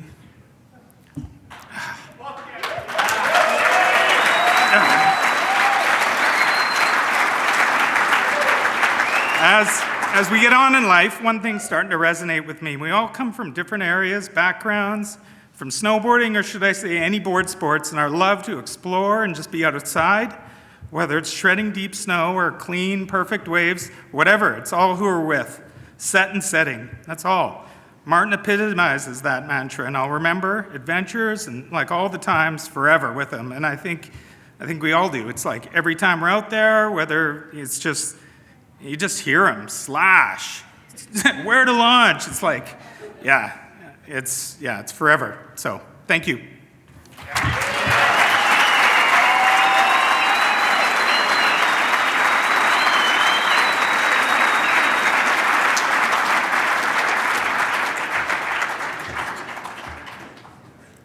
I mean, I guess the question is, do you think he's listening? Do you think he's here? Right? I mean, I don't want to open up the floor to conspiracy theories and dead versus undead, but like, I like to think he's here. Like, I like to live my life going forward knowing that the things I do, don't worry, bud, we're still doing it. You infected us so hard that we're still down here enjoying our lives to the capacity that you've let us all do. So let's hear it for him. Come on, raise it up for Martin Gallant! Come on, he's upstairs. Make him hear this shit. Right? Come on. There's one man that's done more for everyone in this room, made everyone feel connected, made everyone feel okay, no matter who you are, a shitty snowboarder, a crappy mountain biker, a potter, you know what I mean? He made everyone feel good. I'm amazed there aren't homeless people from Vancouver in the back of the crowd here that he met 20 years ago. Like, oh, I remember Martin gave me $5, my last $5. Like, that's who he was. You know, we're just one step above those homeless people. God bless us all. Speaking of OGs, Meghan Pischke's up next. Let's give her a round of applause.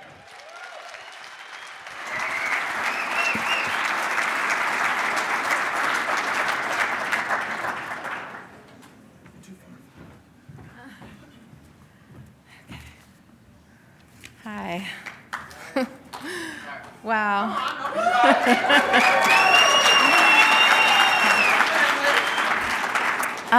Wow. It's pretty awesome. There's a lot of people here, and one thing we do have all in common, that Martin loved every one of us so much. It's beautiful. My condolences and my heart is with Mimi and Roger and Pascal and Tate. And Clara.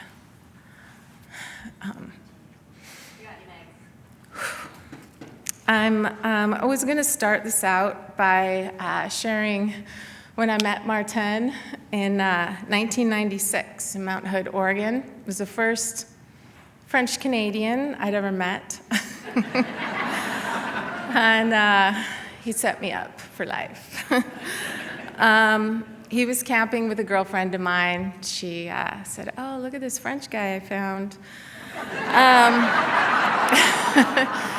And, like the Pied Piper that he has always been, he somehow managed to talk us into playing topless hacky sack.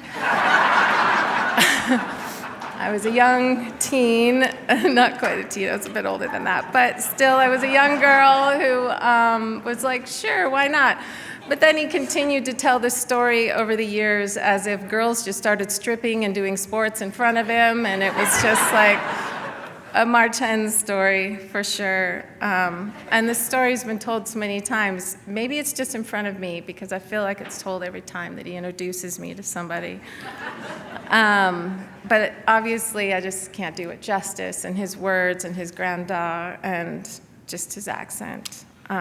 He's simply one of the best and one of my favorite storytellers, as he is for so many of you. Anyone remember when he was swimming in Hawaii and the Playboy bunny boat rolled up and the bunnies invited him on? Yeah. Every time we hear it, there might have been a different month. Miss February, Miss March. It was a good story. In 2024, my family and I went to spend Thanksgiving over on the island with Mart, and it was just my family and my kids, and we made dinner for Mart and had a nice day and out on the rusty bikes looking for surf, found some surf, stormy weather, aurora borealis. It was pretty quite magical. And we're sitting at the dinner table and having some pie and ice cream, kind of a quiet moment. And then he tells the hacky sack story to my kids. So talk about side eyes from your teenagers. Yeah, he loved that story. And he was so in love with nature, and I'm just really grateful that I got to experience everything in that. The weather, the aurora borealis, the sunsets, the sunrises, the surf. This story was also the last one that Mart told me. He'd come by my house with Nat They came by, I made him some juice as he's on his way to treatment. And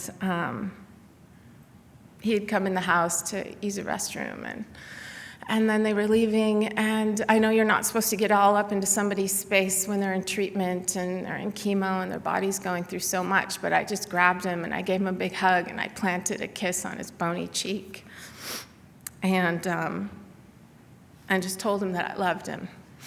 And I would encourage everybody here to just don't hold back on your love. Make sure that you share that and you tell people that you love them. I know that's something that he did.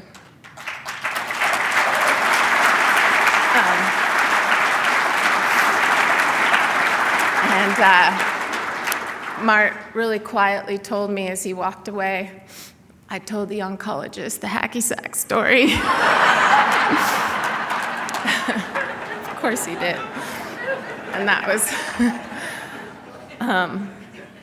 In this moment, I also want to share my admiration for Nat.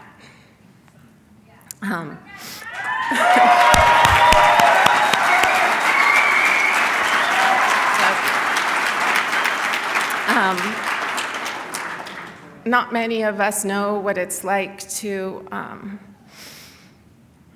look potential loss in the eye day after day, not understand the language, and then have to fight your way back to love at the end of every day. And I know that Nat did that for all of us.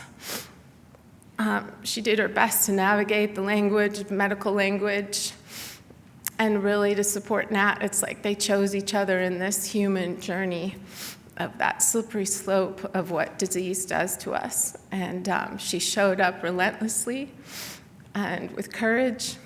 And I know he chose you for a reason, and thank you for walking home for us.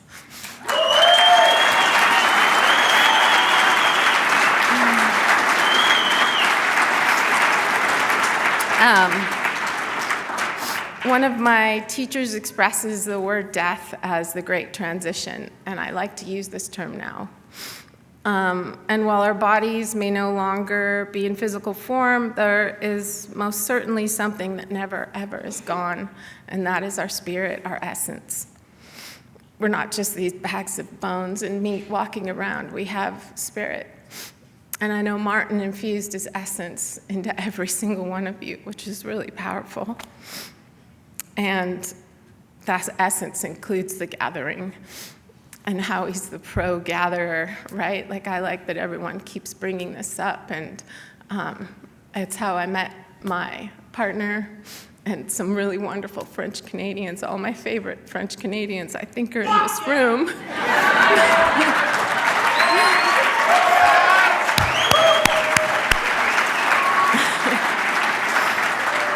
And you know, how him and his brother and his friends did the films that they did. I really, he claimed it. And he knew what he was here to do, and he fucking did it. And with that knowledge is how we're gonna make this through together. Is we all carry him with us, his essence, and how we love and we care for others and how we show up for others. He's inspired us to be the best versions of ourselves. And just like anyone else who has transitioned onward, we're gonna carry him with us. So, de launch, the Godfather forever.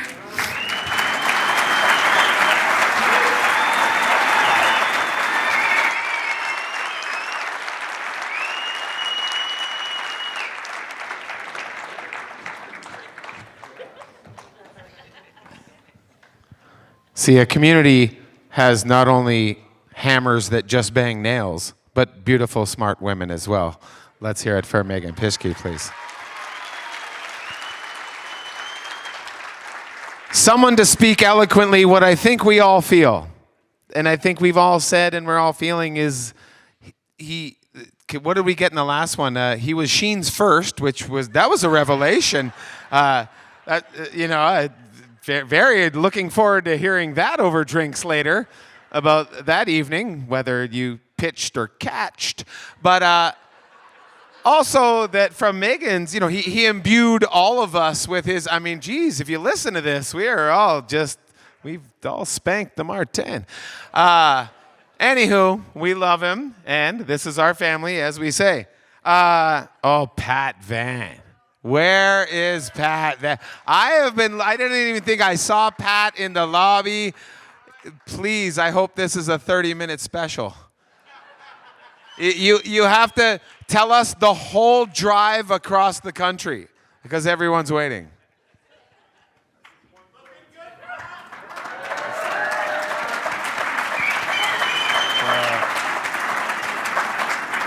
So we pressed play on NWA. Hello? Oh, it's there. Yeah, I want this shit. I feel like a rapper with this one. Hello? Number 6. Yeah, let's get it. Check. Yeah, number 6. Put your motherfucking hands in the air! No, I'm just kidding. I'd like to thank Monique and Roger for giving me the brother that I always wanted. Yeah.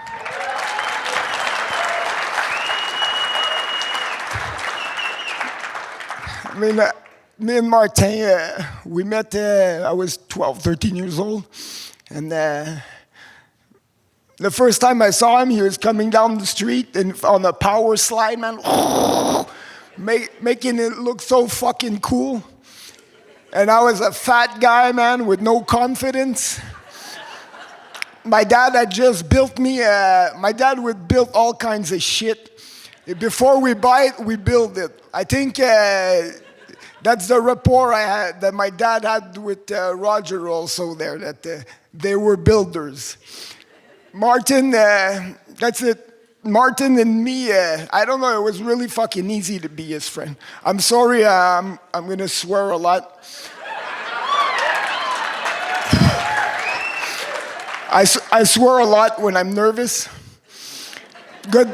I had about 20 glasses of water. I went to piss 4 times. I missed the hacky sack story, but Martin Odette told me what it was.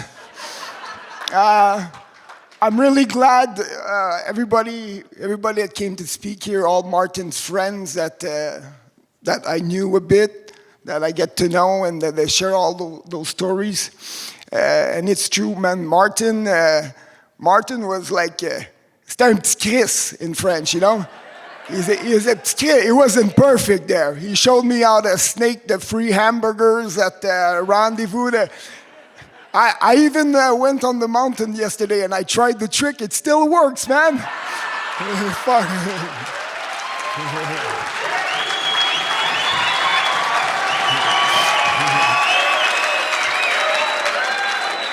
I got on the hill for $70. And I got the day-old pizza for $3 at Misty Mountain. But the difference is I shared my hamburger this time. That's what Martin taught me, to share. Martin's always loved me the way I was. Cross-eyed, fat pat, fucked up. We came here to do powder. We did powder.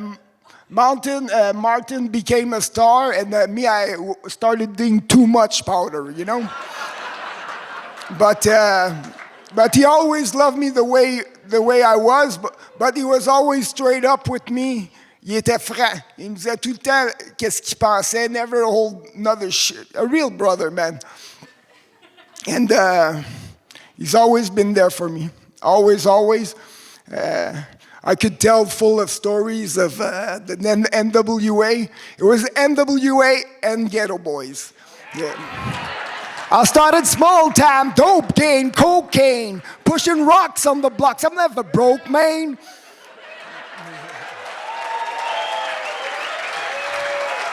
And I wrote all kinds of shit down on my phone. It died.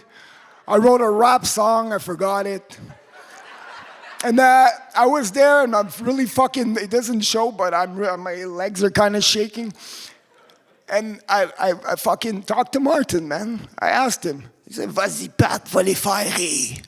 Va les faire rire, esti. That's what he told me. I mean, Martin said I learned how to learned how to land shit because I had you in my ass fucking charging, and you were 300 pounds, and you would kill me.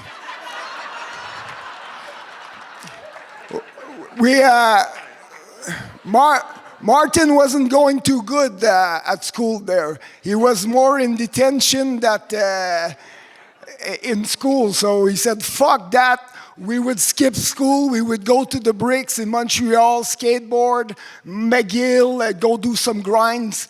Me, we watch H Street, Matt Hensley. Me, I was too fat to ollie, so I was the king of the no comply. Clack. And when I landed those tricks, I heard Martin say, "Yeah, Pat! Yeah, Pat!"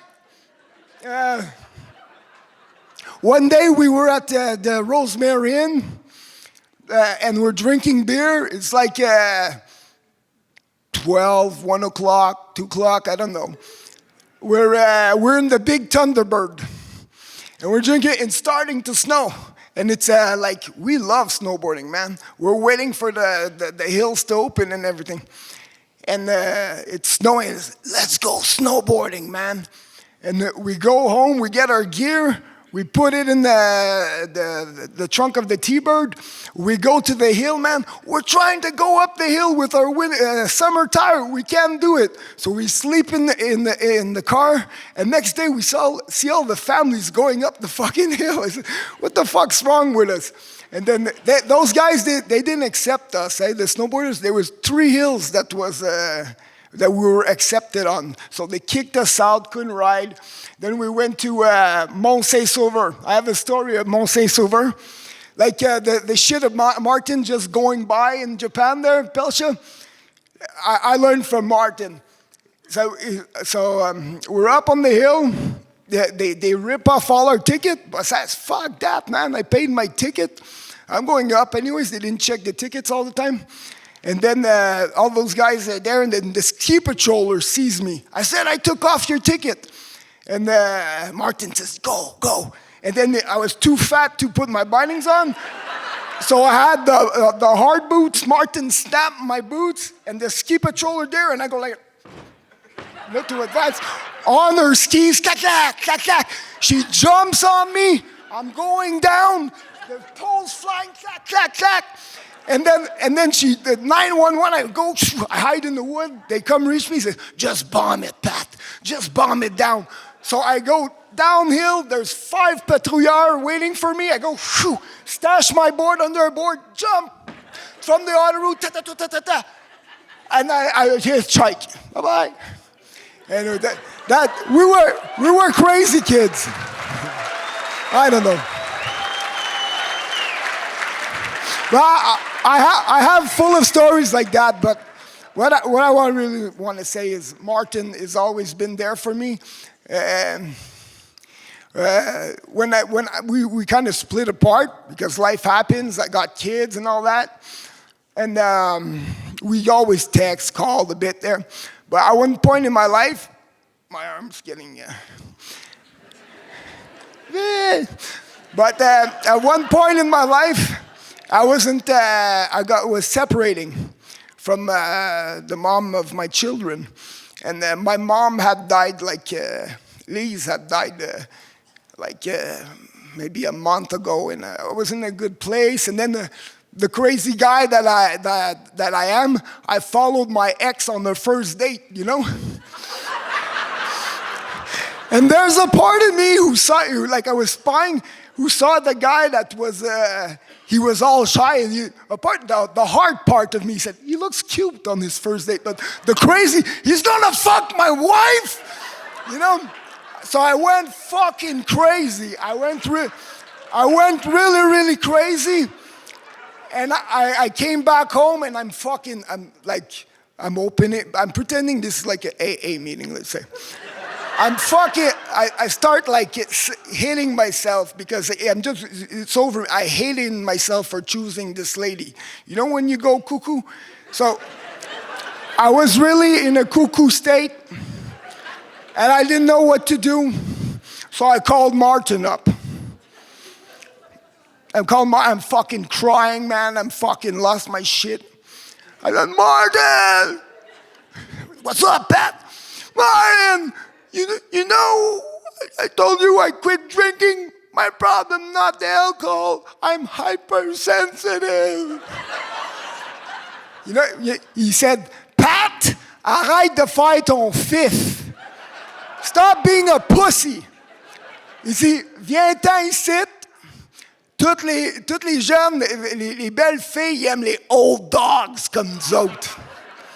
So I came up, man. He lent me his sled. He fucking doubled with Martin doubling on the skidoo. That's an act of loving and kindness meditation shit right there. And then we rode, man. He reminded me who the fuck I was, because sometimes in life you forget who you are. And at the end of the trip, he got Chris Bowers to take a picture of me doing a slash. And a big ass fucking...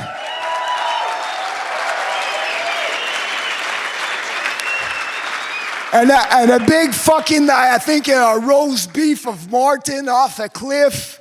And then I tell him, and he gives me that. I didn't ask nothing. That's all generosity right there, man.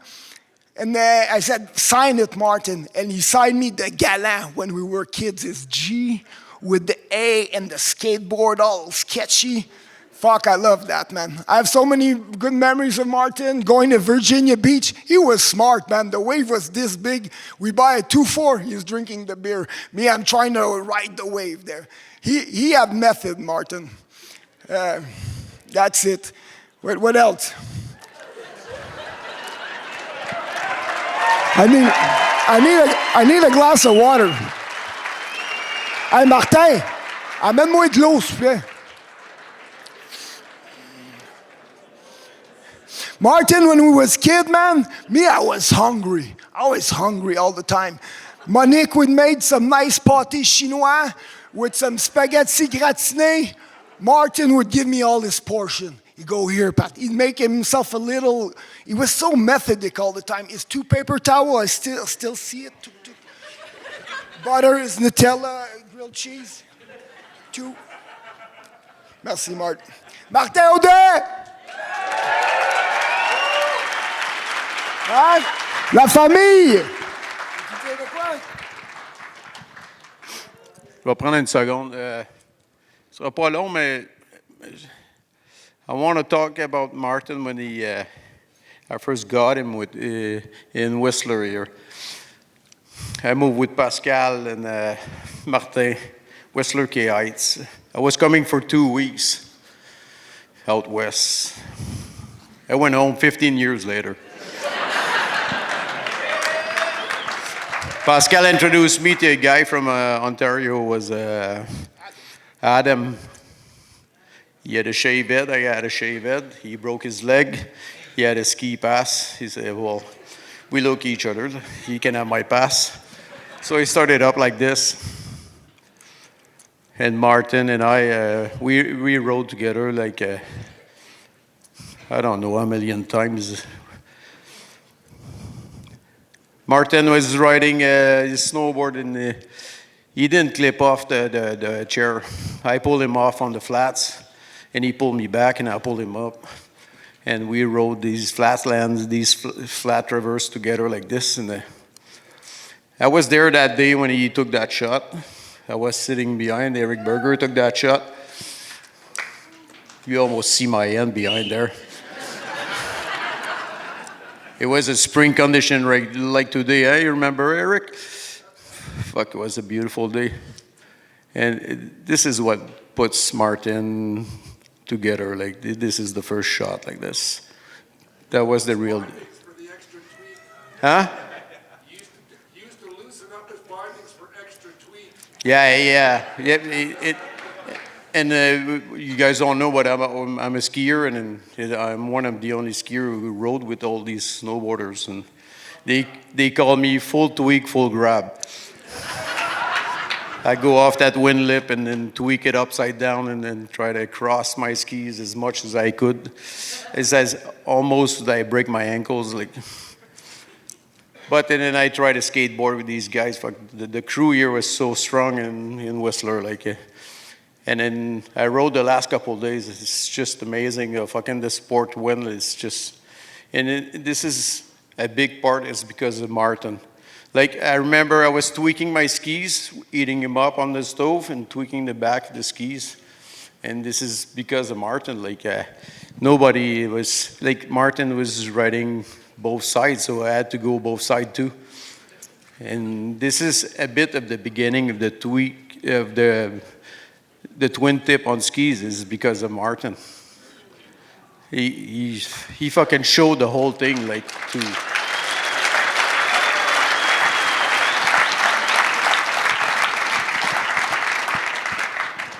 If the ski industry is still going so strong, it's because of Martin.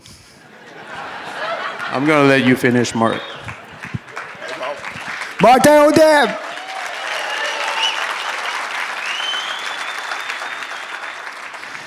We rented a little room in the village, and I'm like going back in time with like if Martin was still, I'm going around and say, like we'd go to, yeah, there's a big party going on down there, and faire nos trimpons, you know.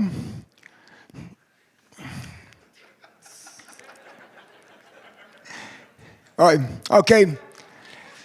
I would like to take maybe just 1 minute. Maybe we close all our eyes. That'd be cool. Do you have like a meditation kind of song on your thing? Maybe not. Let's just take a minute and close our eyes, man, and think of Martin and everything. Hey, Nat, t'es hot en esti, Nat. Pour vrai, Nat. T'es vrai, esti. T'es une vraie bonne, toi. Nat, give her an applause, please. Nat.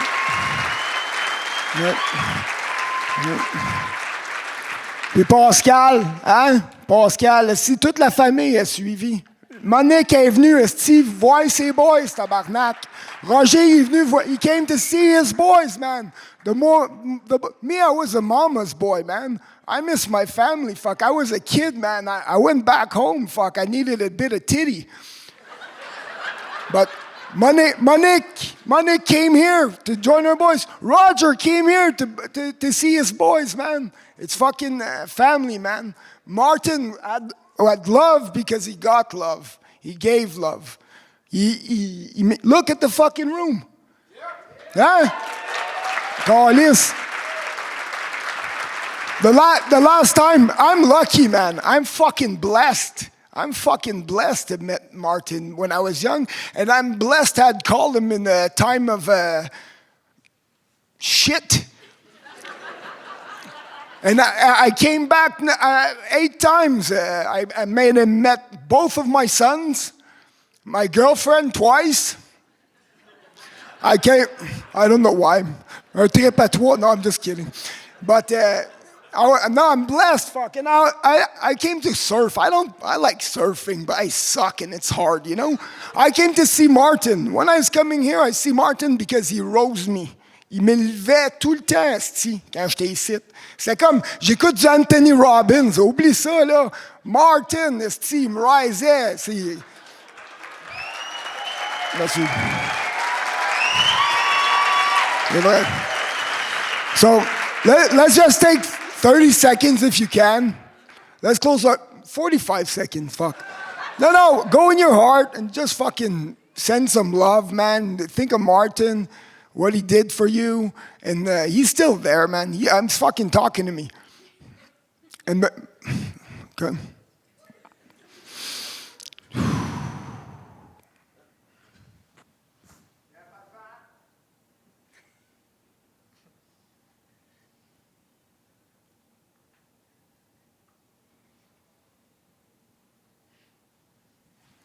With his beautiful eyes and his little teeth.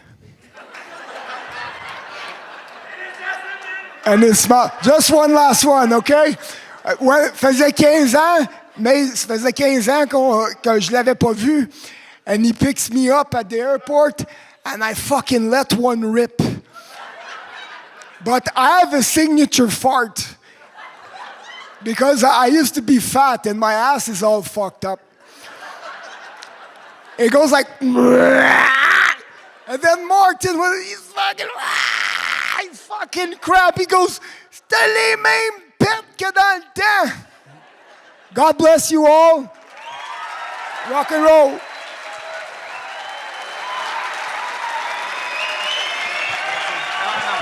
Oh no, you don't get to leave. This guy stays on stage with me. You picked the wrong guy. No, you stay up here now, Pat. You're with us now. You're with family. You get to keep talking. I got nothing on this guy.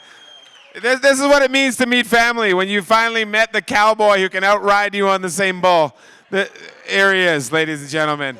Oh, come on. Let's hear it for Pat Van. Come on. It's funny. The whole day I was like, man, Pat's got story. If anyone's seen the shit, it's Pat. And to have him come up and embody it in that manner was just fantastic, Pat. Thank you very much. Well, as a finisher, and Claire, it kills me to say this, but we don't want one of the balls that were in the nut in the tire. This isn't one of those people. This is a family member. Guys, let's remember that. Clair Gallant, come on up. Thank you very much for ending our day. You have a lot to follow. Oh, there's a lot of people here.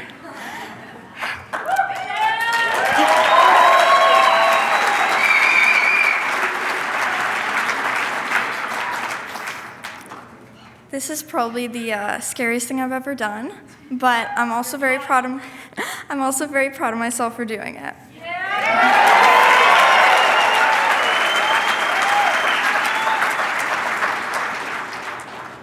To almost all of you, other than the ones who had a nickname for him, Martin was what you knew him as. But for me, my uncle was my Tintin. It is unbelievably difficult for me to be standing here today because I thought I'd have him by my side forever, but we don't always have that. But with that, I wanted to reflect how much joy he brought into my life and how happy he made me. He always had a positive attitude for whatever he did, whether it was going snowboarding, going surfing, building something, which usually involved him asking me to do something, leaving. An hour later when I was done, I would go find him and he'd be sitting drinking tea or something, asking if I did it right. So I know that a lot of you have a story about him snowboarding because that's what he was known for. But I wanted to share a story about the first time we went surfing together because it's pretty special to me. So the first time we went surfing, I was absolutely terrified. I had no idea what to do or even how to hold the snowboard. Or the surfboard. So I grabbed it, we walked to the beach, and it was like 9 in the morning. I did not want to be up. He said this was when the best waves were. Now, in my mind, these were gigantic waves. They were like a foot, not even. So he grabbed my surfboard for me, we swam out, and he said, okay, just lay on the board and you can go down to the beach, it's fine. And I had no idea how to do it, but I did it anyway. I did it about 10 times. I hated it. I never wanted to go out surfing again. I was like, no, I'm sorry, this is your thing. I'll go swimming, but you can surf. And after going out a few times with Nat, I decided that I actually really loved it. And although I'm very bad at it, it's still pretty fun, and it's something that we got to do together. For about 3 years, for my birthday, what I wanted was to go to Tofino and surf with him, which is what we did. And on my birthday, we would go to the Shelter restaurant, which, might I say, has the best burgers I've ever had. So if you're in Tofino, go there. He made every moment happy. He was always positive, and with his stories, through everything, he would bring people together with love and happiness. And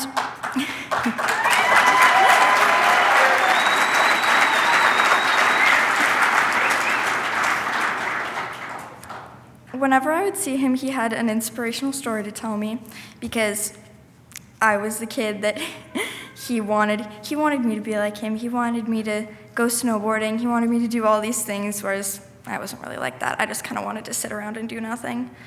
But he dragged me out to do all these adventures, and I'm so grateful that he did, because without that, I probably would not be who I am today. I probably would have never even had the thought of going surfing or snowboarding.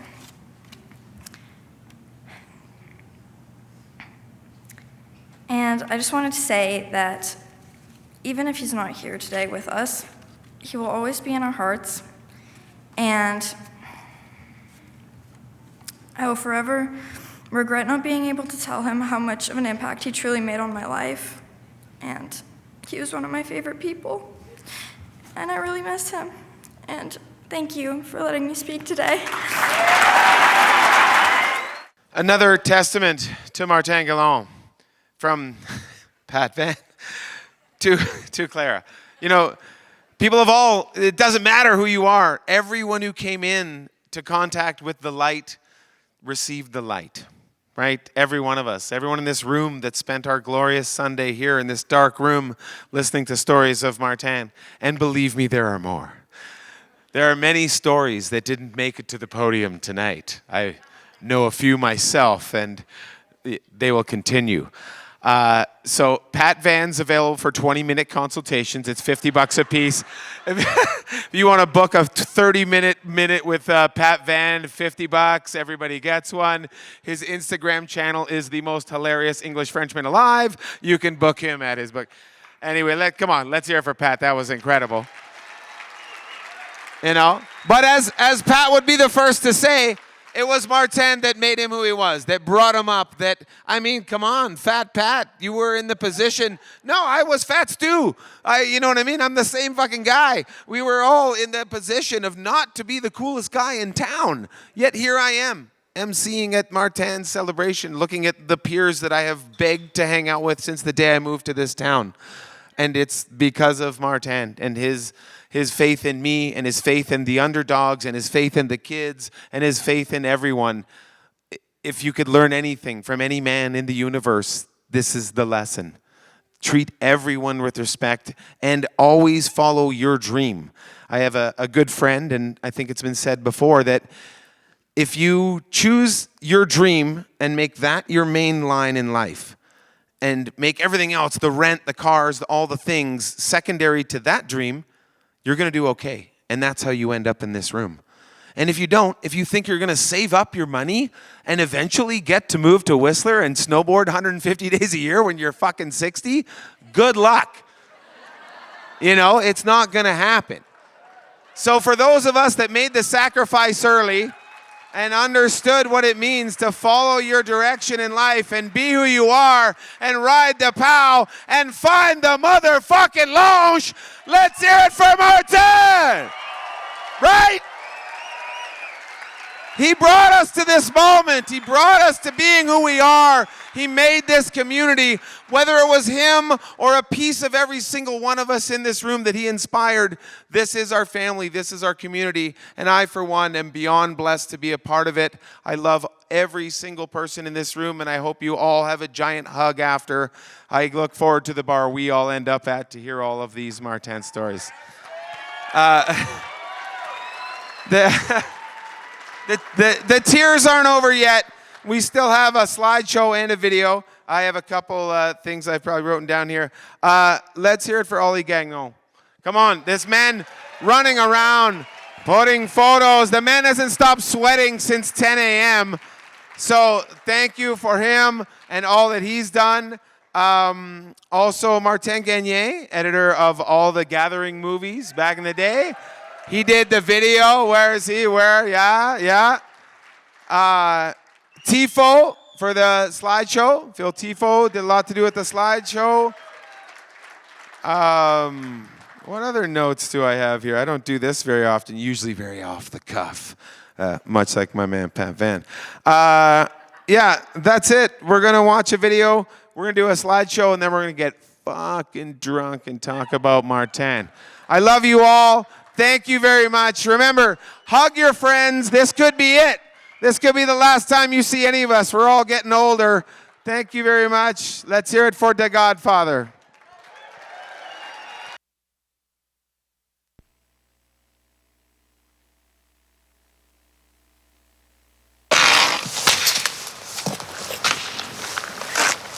Oh, salut! Mon nom, c'est Martin Gallant, puis je viens de Boisbriand, au Québec. Puis mon rêve, quand j'habitais au Québec, c'était le futur, que tout soit en ciment, les talus, le gazon, tout le kit, tout du ciment partout. Parce que je faisais du skateboard, puis c'était mon rêve. Puis là, un jour, j'ai vu le film Snowboarding Exile avec Damien Sanders. Puis là, mon rêve, il a complètement changé. J'ai vu la Winlip. Je voulais aller à Whistler sauter la Winlip, un des plus gros sauts du monde. Puis là, moi et mon chum Pat Van, on s'est acheté une auto, puis on est descendu à Whistler. Puis là, ben ça fait 10 ans qu'on est à Whistler. Mon rêve, il a complètement changé. Les montagnes, les arbres, les rivières, l'eau. J'adore ça, c'est une des plus belles places, la Poudreuse. Puis là, mon futur plan... Moi, le futur, je me vois sur la plage en petite short, nu-pied, avec les vagues, du surf, le beau temps, quoi. Puis c'est ça, le futur. Puis là, ça, c'est notre petite vie à Whistler, le Winnie. On l'a baptisé avec les motoneiges, qu'on va tous faire nos gros sauts. La gang ici qui nous aide bien gros, Pelcha, Gauthier, Ochu... Fred, ils ont la maison de luxe. Ils ont un grand rond-point. On se porte tout le temps ici. C'est la vie. Yeah! C'est fini? Ah ouais, il arrêtait un peu avant. C'est vrai?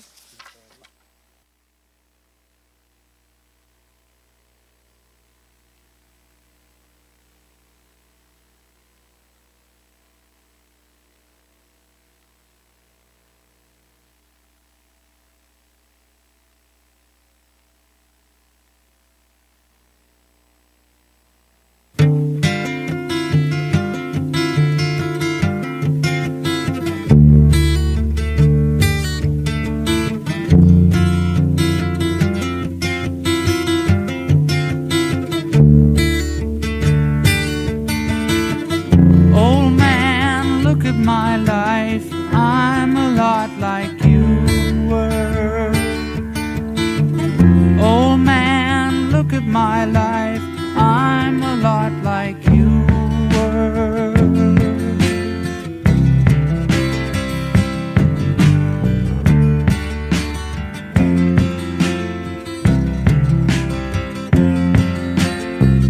Old man, look at my life, 24 and there's so much more.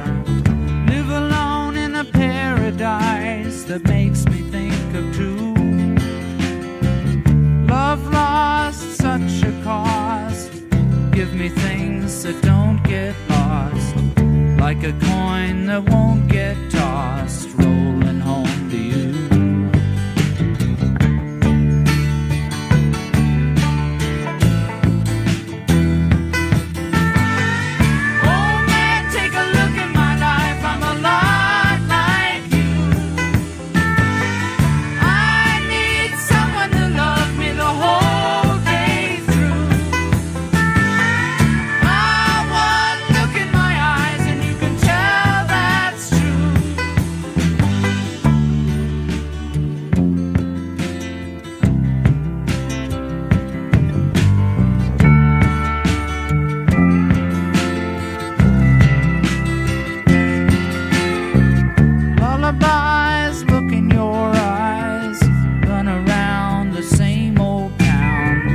Doesn't mean that much to me, to mean that much to you. I've been first and last. Look at how the time goes past. But I'm all alone at last, rolling home to you.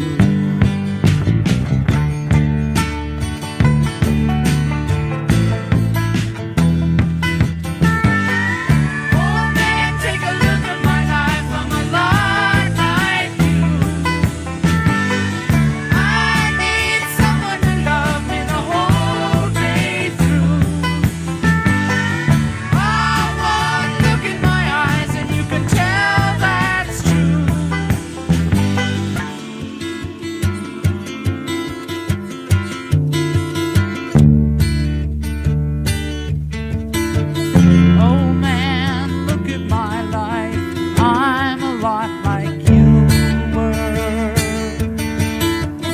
Oh man, look at my life. I'm a lot like you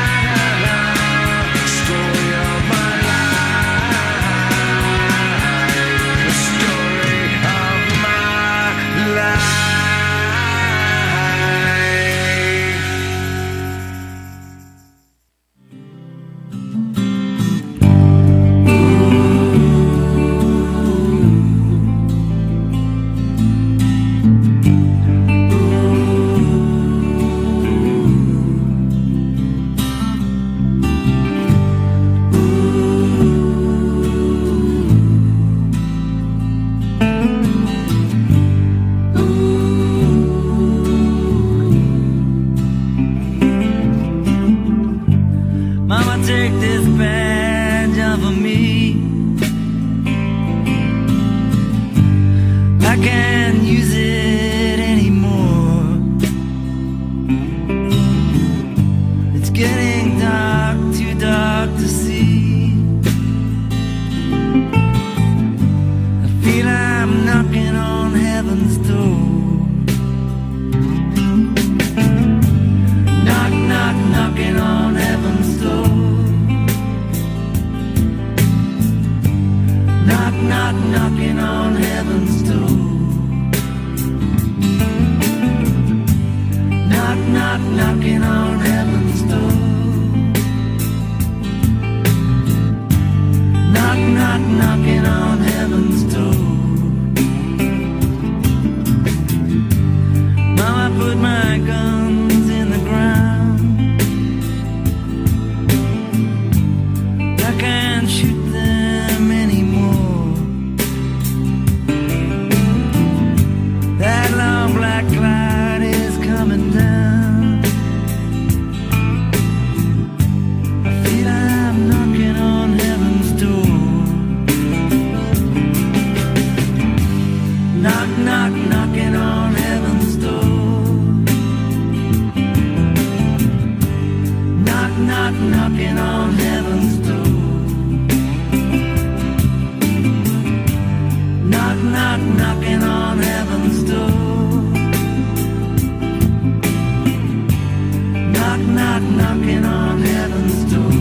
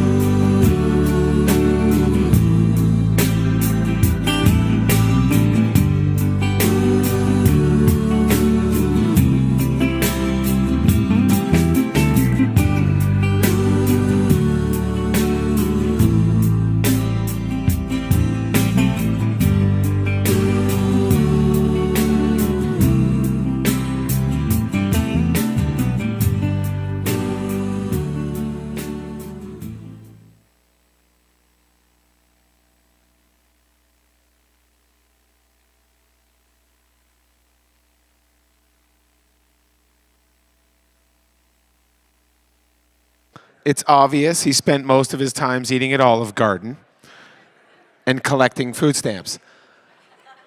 What a life! Come on, that's one man. Oh, by the way, all those photos, all those videos are one man in one life. Half a life, for Christ's sake. He lived how he wanted to live. He did what we wanted to do. We can all take every lesson you'll ever need to learn from this man in his life. He loved his life. He loved his family. He loved his friends. He loved his adventure. He loved himself. Take that with you and leave this room and go forward and give more Martin back into the world. Every single person in this room is blessed to have known and met Martin. And it's our job to continue Martin's legacy in any way you can. Be a friend to someone who's not quite a friend. Teach someone in the backcountry something they don't know. Grab someone's hand and hold it and say, it's okay. You're with me. I'm Martin Gallant. Let's hear it for Martin Gallant.